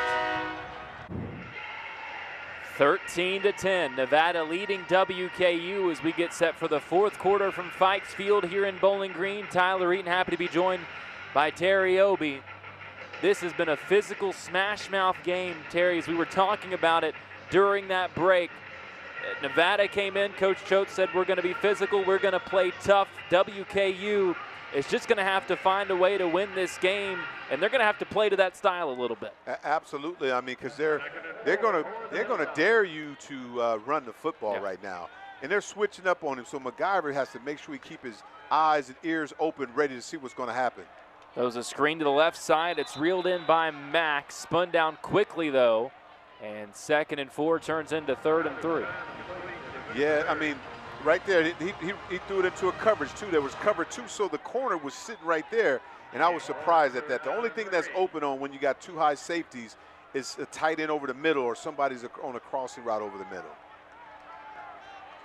Quiet night for the receivers as a whole outside of the big 30-yard catch from Cameron Flowers. And this is when they bring pressure here.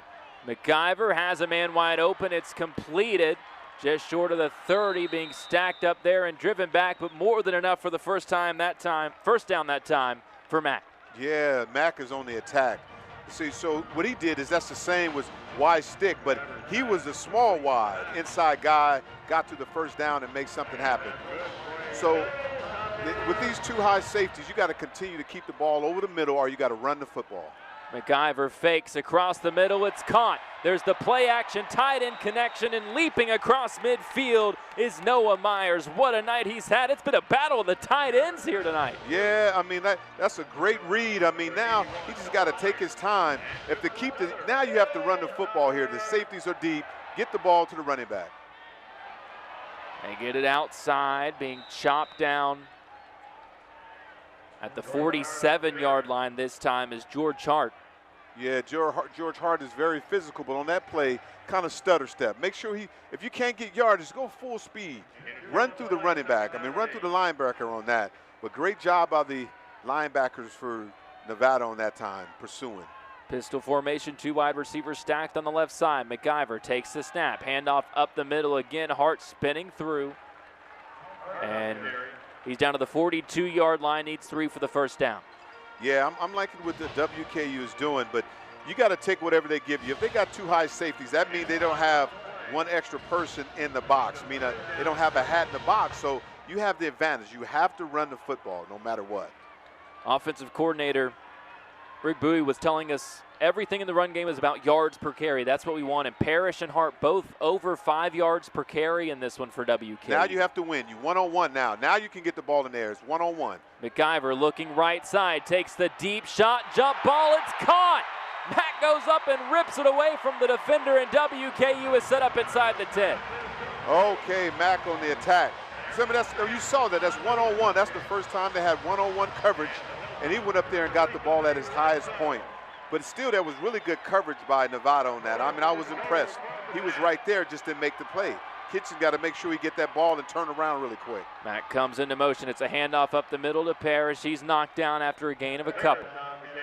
Yeah, very, very physical. I mean, these guys are bringing it. That pass was excellent. Make sure he got the ball. Make sure his players can make it by using his hands, going up at the high part. You know what? That's one of them ESPN right?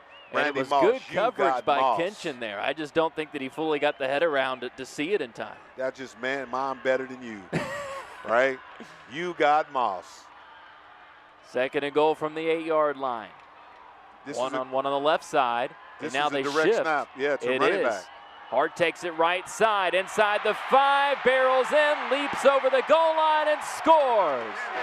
Just like that, WKU in front. The 8-yard carry on the direct snap to George Hart. I mean, you know, you think about that. I mean, that is, WKU is not known for that. So what they did is direct snap, but then they also had an unbalanced offensive line. So they did the same thing that Nevada would do, but Nevada wouldn't think they would do that, right? They don't practice that. They go to 3 tight ends and run the same thing in direct snap to your big back, Hart. Not the diamond, not the club, but the Hart. No Spade? Oh, forgot Spade. No Spade either. No Joker either. That was just straight Hart. It's his 2nd rushing touchdown of the season. And for now puts WKU up by a field goal. Cannon trying to make it 4.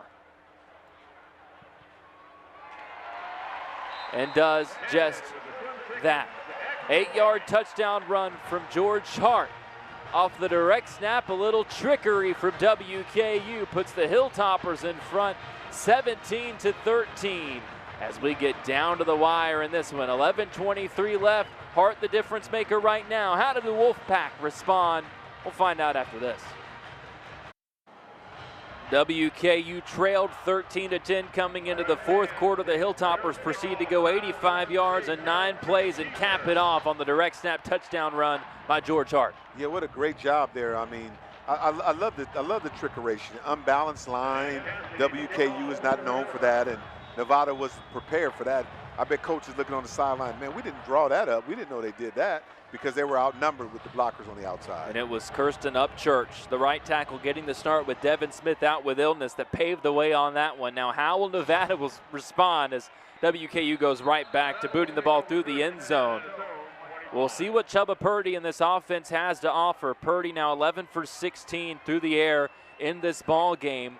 5 of those completions have gone to the tight end, Jet Carpenter. He's got 51 yards, most of it coming on that 36-yard wheel route. It's mostly been the run game, as you would expect for Nevada. 161 yards as a team on the ground, and obviously still time to go for that. But you're no longer in a situation, Obi, where you can really afford to settle for field goals because it feels like that WKU offense has hit their stride now. Absolutely, but I'd love to see Carpenter get back into the game. You don't have to totally abandon the run game, though. It's a fake pitch. It's going to be a throw downfield. It's incomplete as the trick play comes right back at WKU. Unsuccessful, though. Yeah, I mean, he would have had that. I mean, if it had a better throw, that was a good call, good play on that. Oh, you know, we got away. WKU got away with a little holding, too. Pulled Carpenter. They're trying to get Carpenter back into the game right now. I am surprised that he didn't get called for that one. And Coach said, don't be surprised if you see 2, possibly 3 quarterbacks. That was Carter Jones, who they snuck in there, the 3rd-string quarterback, to make that throw. Here come blitzes now. Now you got to bring pressure. Purdy outside, cuts up field, gets to the 27-yard line, only a gain of a couple. And you quickly see, Terry, we haven't been able to talk about this.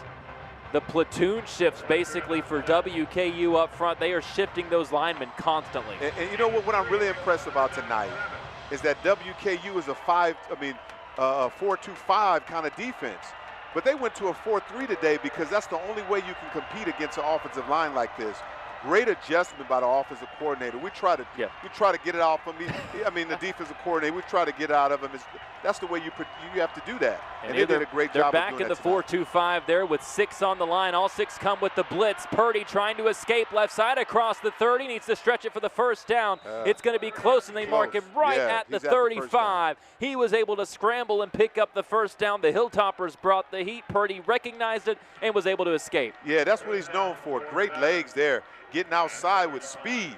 He's got to put that ball away, though. I mean, that ball is dreams, goals, and aspirations. He's carrying it like a loaf of bread. I mean, make me nervous on looking at a football dangling like that. And Ali was there spying, but couldn't get the angle as Purdy at least hesitated at first like he might go upfield, then saw what he needed to do to get to the sticks on the sideline.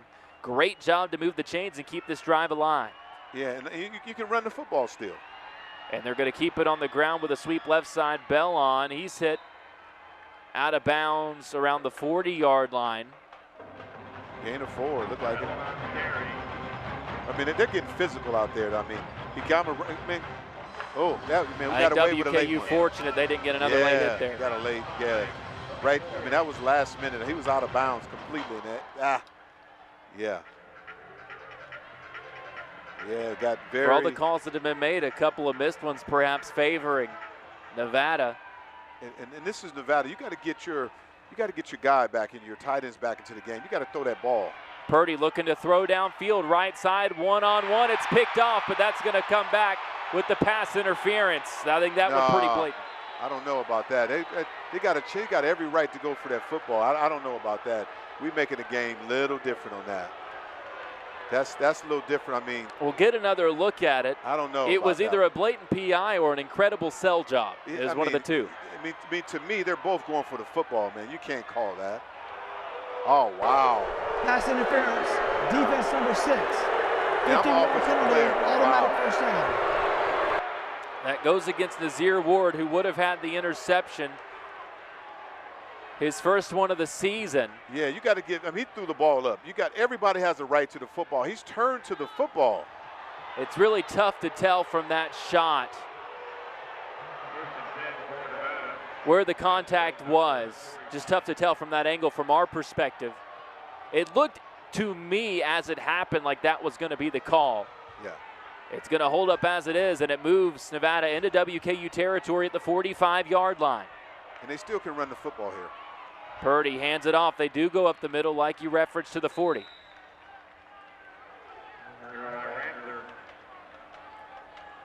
Ramsor with the carry. They just continue to go back and forth between those two backs, and each of them are getting the job done. What I like about Nevada, I mean, you on first down, you get 5 yards. Now you can do whatever you want to do with that. Now 2nd and 5, you can go with some type of play action, but they're dominating up front.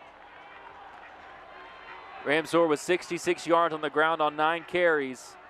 Turner, the starter, with 62 yards on 13 runs. Purdy's got 34 that he's added on the ground. Back in an I formation. They're going to run play action. Purdy scrambling right side. Flag comes in the backfield. Purdy, he'll have the first down and more down the right sideline. Hand was up around the horse collar. Don't think that's going to be the call, and instead this is going to come back on the hold. Man, you know what I like about Purdy's scrambling. Holding. Offense number 11. 10-yard penalty. Remains 2nd down. Scramble plays because of his athleticism, and that's what they're due. They don't really have a lot of design plays, but their big plays are made when he is scrambling down. It was Brackenridge that was initially in the backfield for WKU, causing issues. Yeah, because, you know, statistically, they struggle with 30 plus, 20 plus yard line, but their big plays come from him scramble ability. And we just saw that just happen just now. So 2nd and 15 now. Ball at exactly midfield. 2 wide receivers stacked on the left side. Now they bring motion in. It's actually the tight end, Henry, who was over there in the stack. They got to get half of this back. Well, they get it up to the 45, not quite half. Instead, back to the original line of scrimmage, and a flag comes in from well behind the play, wondering if that's going to be for that hit. No, it wasn't a hit. It was almost like showboating, like afterwards. I don't know. That is not called for. Personal foul, targeting, defense. That play is under review. So our 2nd targeting call of the night and our taunting, 2nd review. I think it was taunting or something. See at the end, watch. See when he put the hand down, yeah. I mean, you want them to get first down, but you want to take it out of the referee's hands on that. But that was not smart by the defense. And I think what they're looking at there, and I think what the official threw it for, Terry, was that contact potentially with the helmet, which is still tough to tell from either of the angles if there was contact. But I don't know if that's what the call was for, but it probably should have been what it was for. And I think if they are looking at this for targeting, you're looking at a situation. I don't know if they can then spot that as they're doing this review, because it's just like what happened to WKU last time with the targeting. There were 2 penalties that gave Nevada 30 yards in one swoop. Yeah, they made a mistake. There is no foul for targeting. 2nd down. And here what they end up doing because of the situation, not only is the review for ejection a no-go, they reverse the targeting entirely because it does not look like there was helmet-to-helmet contact made. They can't do anything about the taunting that happened after the play, and as all of it comes to a conclusion, it's now just 3rd and 9 for Nevada. Exactly. I mean, they missed that call, right? It wasn't targeting, it was taunting right here. You cannot do this. Yeah. That's what I thought they called. And for the game that Brackenridge has had, you can't afford to do something like that and be in a spot. Fortunate not to get the call. And so unfortunate for Nevada. That's a few calls that have not gone against WKU on this drive that potentially could have. Sets up 3rd and 9 with Purdy in the backfield. Takes the snap. Looking right. Tries to drop it off underneath, but he's hit from behind. It was Holloman that knocked the arm as he was swinging to throw it. Oh, man. I mean, Holloman was coming around on that. Holloman, have your way. Man, he was coming like a madman on that one. I mean, you talked about him earlier, Tyler, and I am definitely impressed with him. On that edge, he made his money on that one. Holloman appeared in 8 games last year for WKU, had 9 tackles already this season. He's got 10 and has been around the backfield. He's deflected a few passes, just a do-it-all player on the edge for the Hilltoppers. As Bailey Ettridge will punt it away. This one high on the right side. It's going to be fielded with a fair catch at the 13-yard line as WKU able to take care of business with the defense holding on to this 17-13 lead. Now a Hilltopper offense that seemingly kicked it into gear on their last drive, going to try to add to the 4-point margin on this next drive. 17-13, Hilltoppers lead the Wolfpack. Both teams looking to bounce back from losses. WKU falling at Toledo a couple of weeks ago before their bye. Nevada letting a 13-0 lead slip, giving up 14 in the fourth quarter to MTSU, wedged between a couple of missed field goals, including a potential 56-yard game winner at the end. Another tight matchup. Nevada very familiar with these in the first year under head coach Jeff Choate. 8 single-score games as Terry Ovey Maverick McIver continues to try and settle in late in this one to seal off a win for the Hilltoppers. Yeah, you got 2 high safeties. They're forcing you to run the football now. And that's exactly what WKU is going to do to start the drive. It goes up the middle, churning forward to the 12-yard line. Gain of 4 to start the drive, and Coach Helton said that they would take that every time on first down. I would think so. With Stone Combs, he's having a great play. I mean, having a great game, especially playing linebacker. He's going to have to step up and make some big plays for Nevada if they're going to win this football game. Now they roll into 1 high safety. Run going left side. It's Lavelle right in there, keeps the legs moving, and with that keeps the chains moving with the first down carry. Back to back, they go to right to start the drive, and he's able to pick up the first down himself. I'm impressed by this offensive line. Caleb Nita was doing a great job on that one, making plays. You got 1 high safety. Now you got a chance to get the ball in the air and make a big play, buddy. They're going to bounce it outside to the right side. Some space to work with. Barreling through a defender is right. He has been the man this drive, and each time he's taken advantage. Yeah, he's been running the ball left. Now he's going right outside with the speed, get outside, and there's so many different players. When you start running the football, right, you force that safety to come and help support. And then that's when WK you're going to have an opportunity to get the ball deep. Because I haven't seen the ball go to number 0, because they're double coveraging him, Henry. Matthew Henry is the deep threat. Exactly. It's been very, very quiet in this game. 1 catch for 7 yards. Now they're giving him an opportunity because there's 1 high safety. Now there's 1-on-1.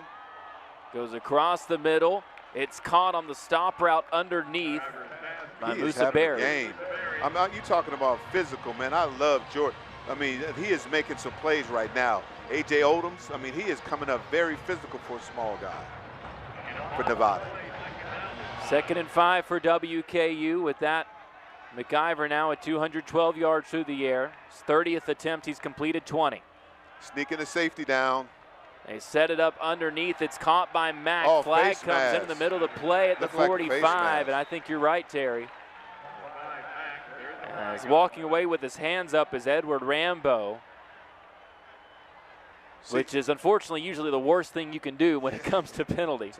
You're so right, Tyler. You remember we talked about Personal that. foul. The big issue Face is mask. they are making Defense so number many 15. mistakes right now that's critical. Automatic And first you down. put yourself against a team like this. That walks it down to the 40-yard line of Nevada. Just over 5 minutes left to go. They're going to give it an extra yard to the 39, it looks like. The officials can't decide if it's at the 39 or the 40. It'll go one of them. Yeah, it's definitely a face mask. He pulled it as he running upfield. Come on, man. You're gonna kill your team or hurt your team. So, see what Nevada's gonna do now. They're in a 2 high safety, but they're gonna try to trick McIver right now. They're gonna pull a guy down, but they haven't. So you got to keep running the football. WKU brings a tight end inside. They run it, bouncing it outside as Parrish gets across the 35. Ooh, man, what sweet feet. Parrish was not at church on that one, man. He gave him some with the sweet feet on the outside. Little jump cut. Woo, take that offering from me. And that's what he brings compared to these other backs. You get a bit more power with the rest of Hart and especially Wright and Parrish. A bit more of that jump cut back that can bounce one outside and turn nothing into a gain of 6 as he does there. Yeah, and I mean, right now they just daring WKU to run the football. And Parrish will get it up the middle. That one goes nowhere. 3rd and 3 on the way. WKU well within the field goal range. of John Cannon, but tough to know right now, Terry Obie, what Tyson Helton defines as field goal range at the moment. Seymour, Jackson, Williams, Nita, Jenkins, man, you know what, these guys are playing really good with this patched up offense. This series, they are making some things happen. And they're forcing, you got to run the football again now. They're forcing this offensive line to run or get the ball out to a running back. They're going to throw it outside. Parrish hit and dropped just a yard short of the first down.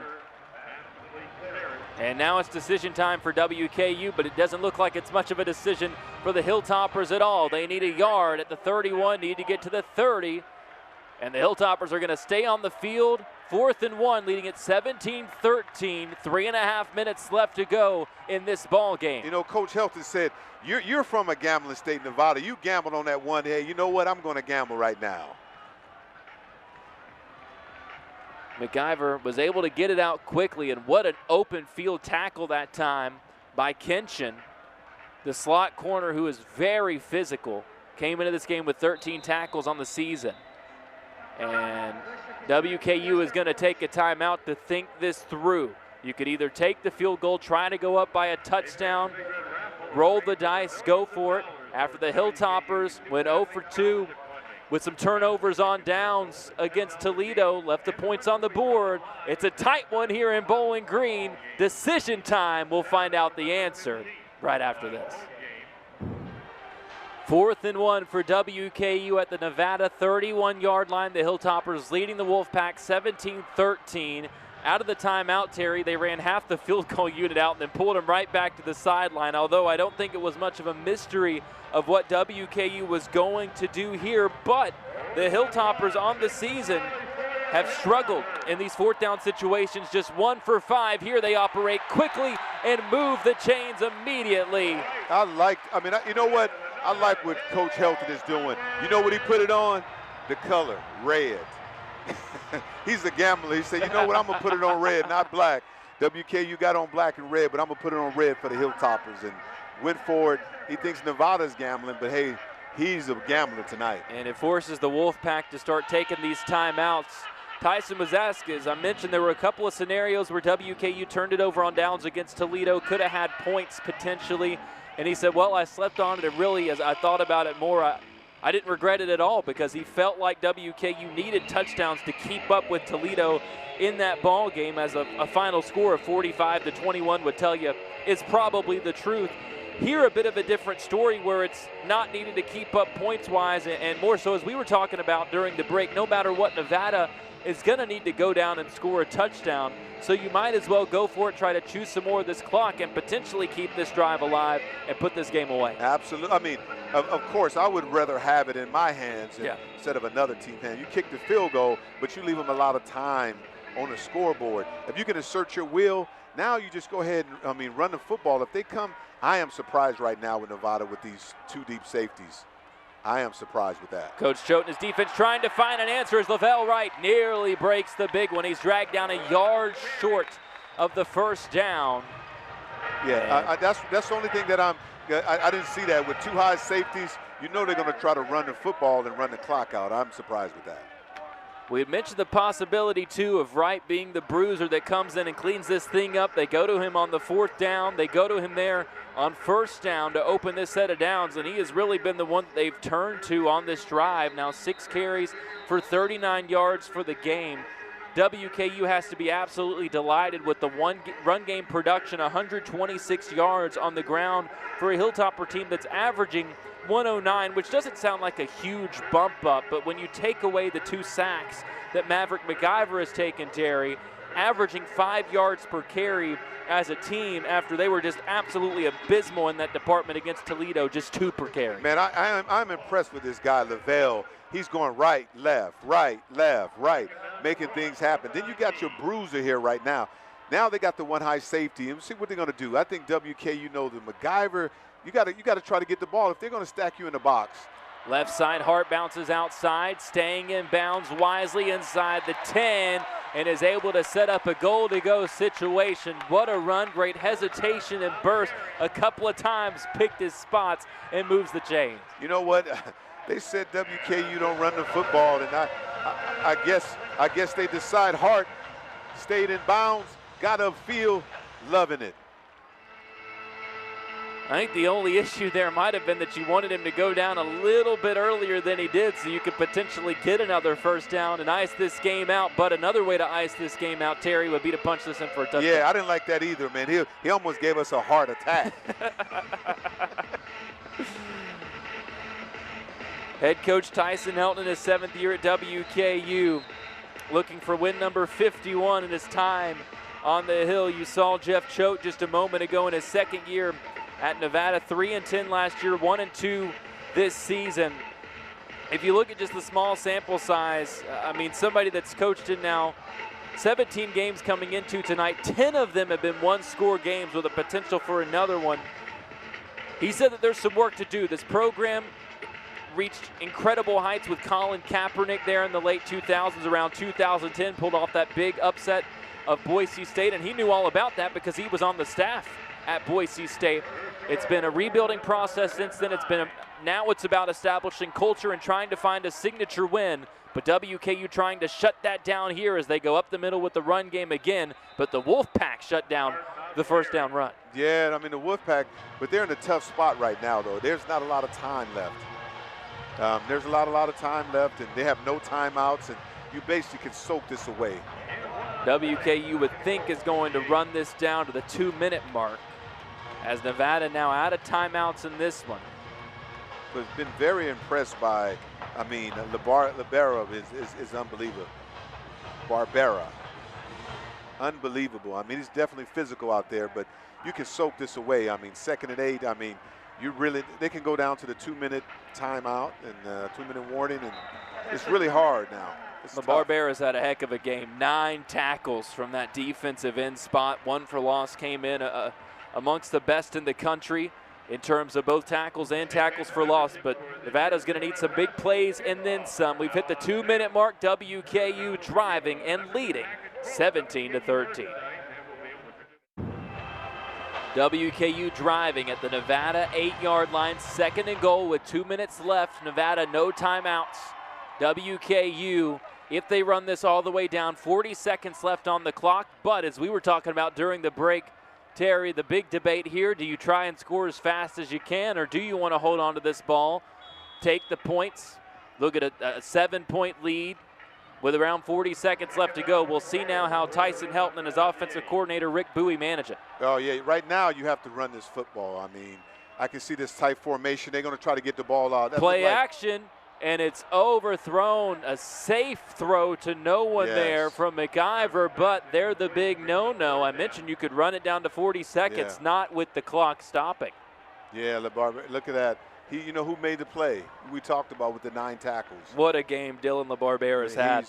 What a great, he forced him to throw the football, but now you're in a situation where you have to throw the football.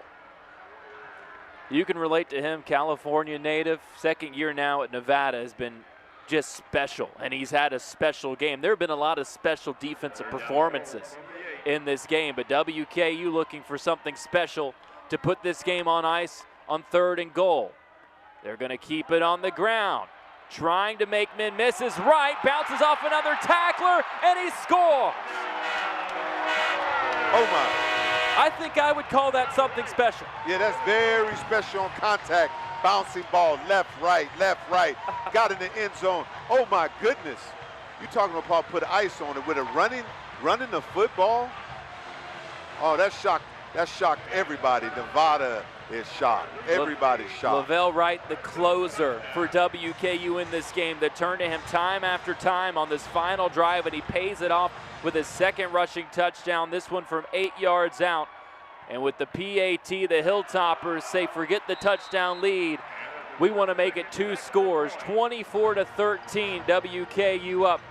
And Lavelle has not been wrong. He's been right all night. Look at these plays he's making. Outside hesitation. Oh, you boy, get in the end zone. Can't be denied. Oh, my goodness. Mom, I'm on national TV. All 222 pounds, barreling through. What a journey for Lavelle Wright, Kentucky native from Louisville. 3 years at Kentucky, goes to Austin Peay, finds himself now back in the bluegrass, but wearing the red of Western Kentucky. And in a game so pivotal for both teams, gearing up for conference play, coming off of tough losses, finds a way to drive his way into the end zone and put WKU up 2 scores. It was impressive, Todd. It wasn't in the air. Yeah. It was on, I mean, the running back, unsung, he hasn't started, right? He's got opportunity to play, but so far, him and Hart, at the end of the game, they haven't been the featured backs, but Coach decided to use other people right now, physical backs, and has definitely been positive. Wright with 47 yards, Parrish with 44, Hart with 63 on the ground for WKU, as they've got 145 as a team in this one. And Nevada will take over, trailing it by 11. 1:49 left to go. Plenty of time to make something happen. Stranger things have happened.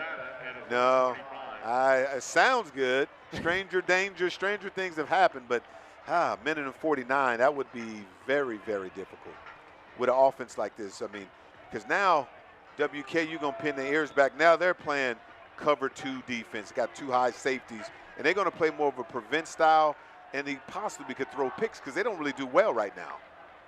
Purdy takes the snap, ran an excellent 19-second drill in that game against MTSU, gets it out right side and getting out of bounds to stop the clock. Great start to this drive for the Wolfpack as they're able to work it outside. And it was tipped too, though. I mean, I like that Austin ambush. I mean, he ambushed on that play, man. I mean, no, it wasn't. That was number 25, right? Kai Woods. Kai Woods, the running back. Kai Woods got out of that. These rosters have gotten so big where almost every number has multiple players with the same number. Yeah, I mean, Woods was out of the woods on that. I like how he got his, got his feet up and made some yardage after the catch. Purdy in trouble, runs left, drops it off underneath. It's caught across midfield to the 45-yard line, and barreling through again is Jet Carpenter. Yeah, Carpenter, yeah, he is putting the foundation tonight. He has been the carpenter. He is laying the foundation for what Nevada's doing tonight. Purdy operating quickly, looks left, gets it out quick. Carpenter couldn't hang on to that one, little behind him, but probably should have reeled it in. Yeah, you got to catch that ball. I mean, we gave him too much love. I mean, but he's been really consistent tonight. I mean, making catches, making plays the entire night. I think he's the leading receiver with 4 catches. He's got 6 catches for 70 yards to lead the way for Nevada. Came in on the season with 6 catches total for 41 yards. We saw Noah Myers on the other side for WKU. He's got 6 catches for 81 after he came in with 43 yards on the season. It's been a night for the tight ends. Yeah, and I'm surprised. Now we're going to a 1 high safety. I am so surprised. Purdy jump ball is overthrown, trying to get it to Carpenter, just trying to force that issue that you noted earlier. They don't just use him as a tight end. They'll split him out wide and try to get some matchups on the smaller corners. I mean, I like him. They got to feature him a little bit more, get him the football a little earlier in the game. Like now, it's almost if they got to score pretty quickly here. Because it's almost impossible to do anything right now. Because onside kicks are almost the new rules have made it very difficult. See, they don't want to be in this situation, but Nevada can do it. And let's see what's going to happen. If Purdy, he just cannot make mistakes. Oh, they're leaving the tight end open. Purdy escapes, flips it off at the last moment, Josh Allen style. And Nevada's going to be able to pick up the first down to the 31-yard line. What a job by Purdy to keep that alive. Purdy is pretty on this one. Look at the feet and escapability. Oh, my goodness. Little forward shovel pass. Ramsor there to help him, makes one man miss, gets the first down. They mark it at the 32-yard line. As Purdy works a little magic of his own, he's up to 148 yards through the air, 15 for 23, efficient passing, but had the red zone interception. Yeah, they're going to have to play some press, man. They got to get that ball out. A lot more pressure. Here we come. Watch out, Purdy. Play action, throws it across the middle, and it's incomplete. Looked like he was a little early. Williams, great play, but he might have got there a tick early.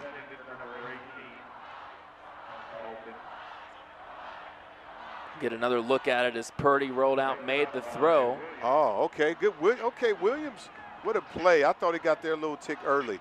But you know what, we got to have a little, when you're running that, they call that shallow cross. You got to stick him upfield a little bit.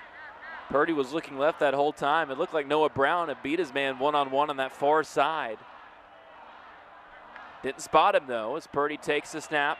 Now running to that right side. He's going to keep it himself across the 30, 25, down the sideline, 20, 15, 10, cuts outside, trying to get to the goal line, and he's out of bounds around the 5, and that is what makes him so dangerous. Oh, man, he is. You talking about feet. Purdy, Pat. Oh, man, rode his feet. Kept going. He got so much speed on the outside, carrying that ball with a loaf of bread. That's the only thing that scares me, but he is making things happen. I mean, he's still keeping his team in a, you're right, Tyler, it's not over yet. And they still might have 40 seconds. I mean, but that field goal was that big, was as big of a deal, but you still got to get in the end zone now. Purdy orchestrating another great late game drive, but can Nevada finish with points? Almost a quarterback draw here. Oh.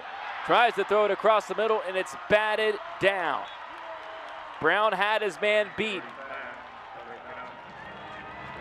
But I believe it was Suafilo who got a hand on it. Big guy, I mean, number 93, man. Make something happen, man. If you can do that for your team, Suafilo.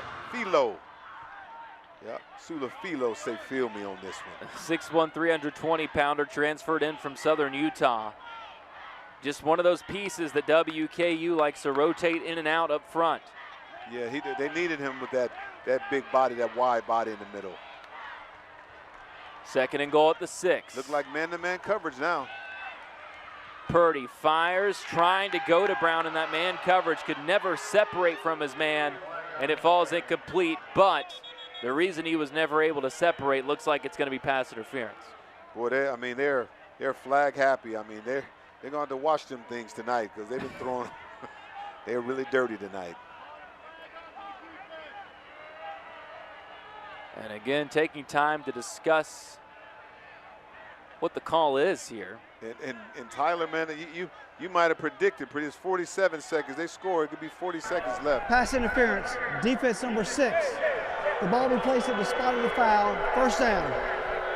First down. Second pass interference called against Nazir Ward. I would venture to say he's disagreed with both.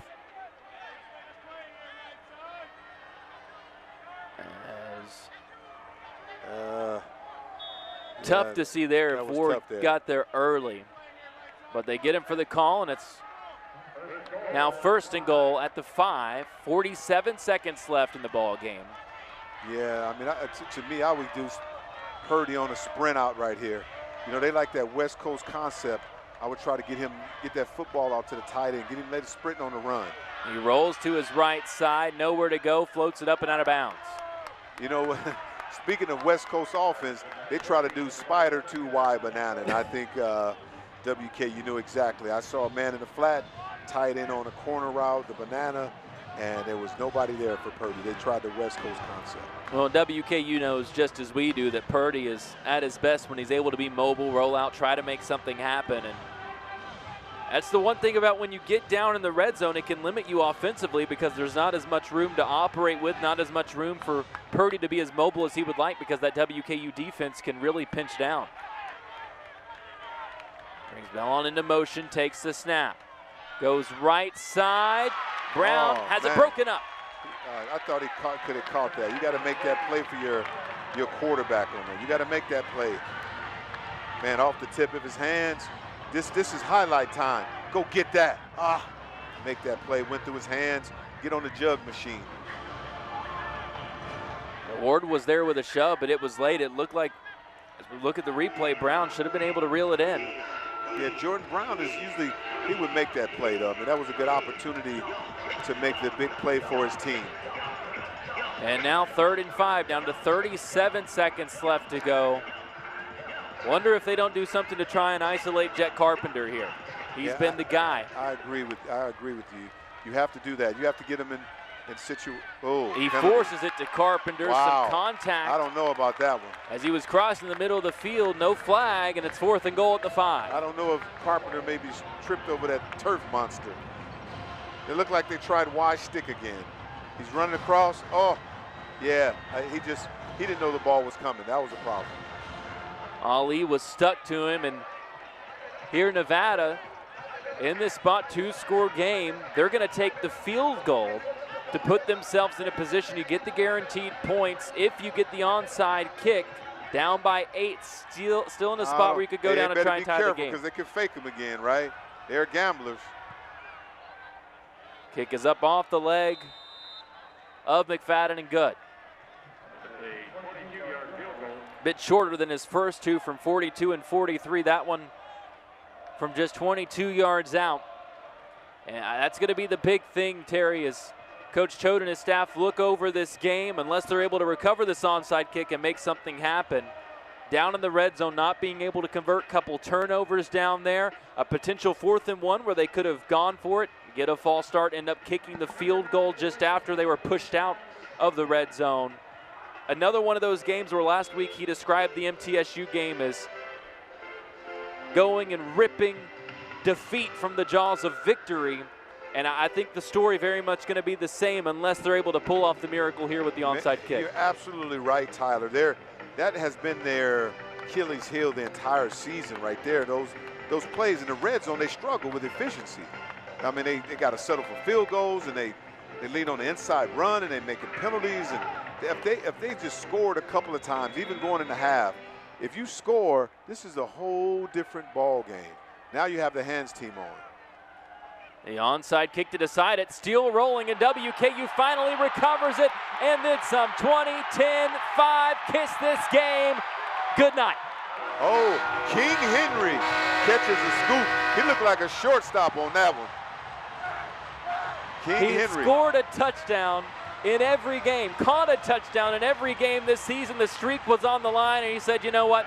I'll take matters into my own hands. Exactly. I'm King Henry. You know what? I can play shortstop too.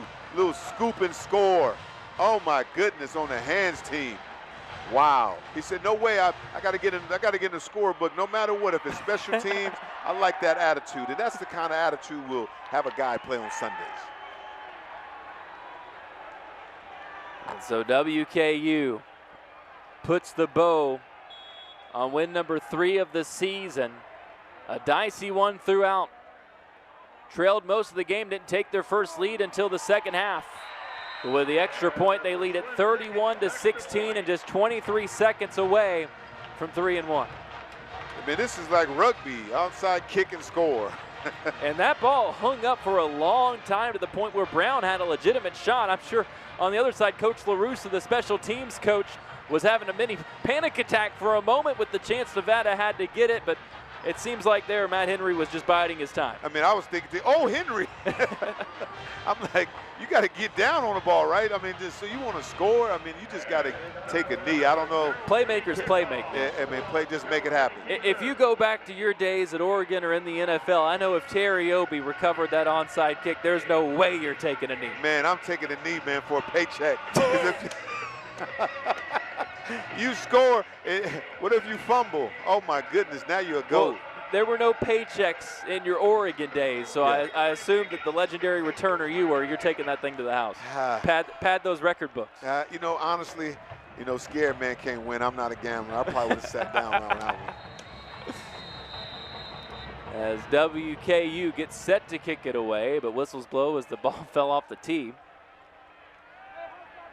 Nevada will fall to 1-3 on the season. This one won't go down ultimately as one of those single score losses, but for all intents and purposes, it absolutely is. And another heartbreaking defeat for a Wolfpack team that's just looking for a signature win in the second year under head coach Jeff Choate. Yeah, the Wolfpack is a really good team. The score doesn't really indicate what happened. No. Just WKU just made plays later, 31-16. This game was tight all the way into the last 5 to 6 minutes. So WKU ultimately gets that scoring number up closer to the 39 points per game that they average on the season. 3 points at halftime, Terry Obie. It was 10-3, Nevada leading it at the break. Very easily could have been 17-24-3. Nevada, the Hilltopper defense gets the job done in the first half, and the offense comes to life here in the second half, particularly this fourth quarter, 21 points put up by WKU. Yeah, you know what? And they're not quitting. I mean, they're still trying to go and trying to score, but it just got out of hand. And Purdy will spike it after the completion with 14 seconds left to go. And Conveniently enough, that last catch by Dakota Thomas getting some run here back at WKU. We mentioned on the defensive line for the Hilltoppers, Machiavelli Malatumau had transferred in. Dakota Thomas had transferred from WKU to Nevada. A bit of an exchange there taking place. Little swap over there. I mean, coach was complaining, but you got a pretty good exchange out of there. Purdy biding his time, now looking downfield, and it's picked off. Topper turnover. Oh, put that ball away. And then the ball pops out. It was intercepted by Ward, who was then looking to make a play after the fact. He'd had it knocked away and recovered again by Nevada, as the clock is going to keep running. And what a way for this game to come to a close. Great pick, but you know what? That still counts as a pick and fumble. Put the ball away. He's not used to having that high and tuck, putting that ball away, but the game is over. What an exciting game tonight, Tyler. Coach Bowie has preached about wrist above elbow. I don't know how much they preached it to the defense, but that's a WKU defense, Terry, that I think we have to start with that side of the ball. You get the 3 turnovers forced, a couple of interceptions, 1 pick down in the end zone, a fumble forced down in the red zone. While the offense was unable to get things going, the defense did its job for the Hilltoppers after a porous performance against Toledo a couple weeks ago. Absolutely. And also you got to give credit to that defensive staff, coaching staff. I think the biggest adjustment was putting that extra linebacker in there for support. And Breckenridge had a monster game tonight. He was, so they went to a 4-down lineman and 3 linebackers, so he was able to play that position. Maverick McIver, 22 for 33 through the air, 216 yards, no touchdowns and interception. I think the story here, Terry, the run game for WKU, those 3 main backs, Hart, Wright, Parrish, combined for over 150 yards, 3 touchdowns, Wright with 2 of them as he took the load on in that final drive and brought WKU home. Yeah, he was the person tonight. He made some plays. Wright got some things done. And what happened is these fumbles and these turnovers we're looking at really cost the game for Nevada. But they made some plays. This was an exciting game all the way to the last and to the end. It's a Nevada team that's going to look to turn around and rebuild things pretty quickly as WKU kept finding ways. McIver there got his half touchdown on the run. Nevada at least will get the luxury that WKU had after Toledo with the bye before they head on the road to Fresno State. For WKU, this is exactly what they knew it was going to be, the setup for conference play. They'll go on the road to Missouri State on Saturday, another game that will be broadcasted here on ESPN+. For my partner Terry Obie, for our entire crew here that's worked through this game, I'm Tyler Eaton. Thank you for joining us from Bowling Green for this presentation of Conference USA football on ESPN+.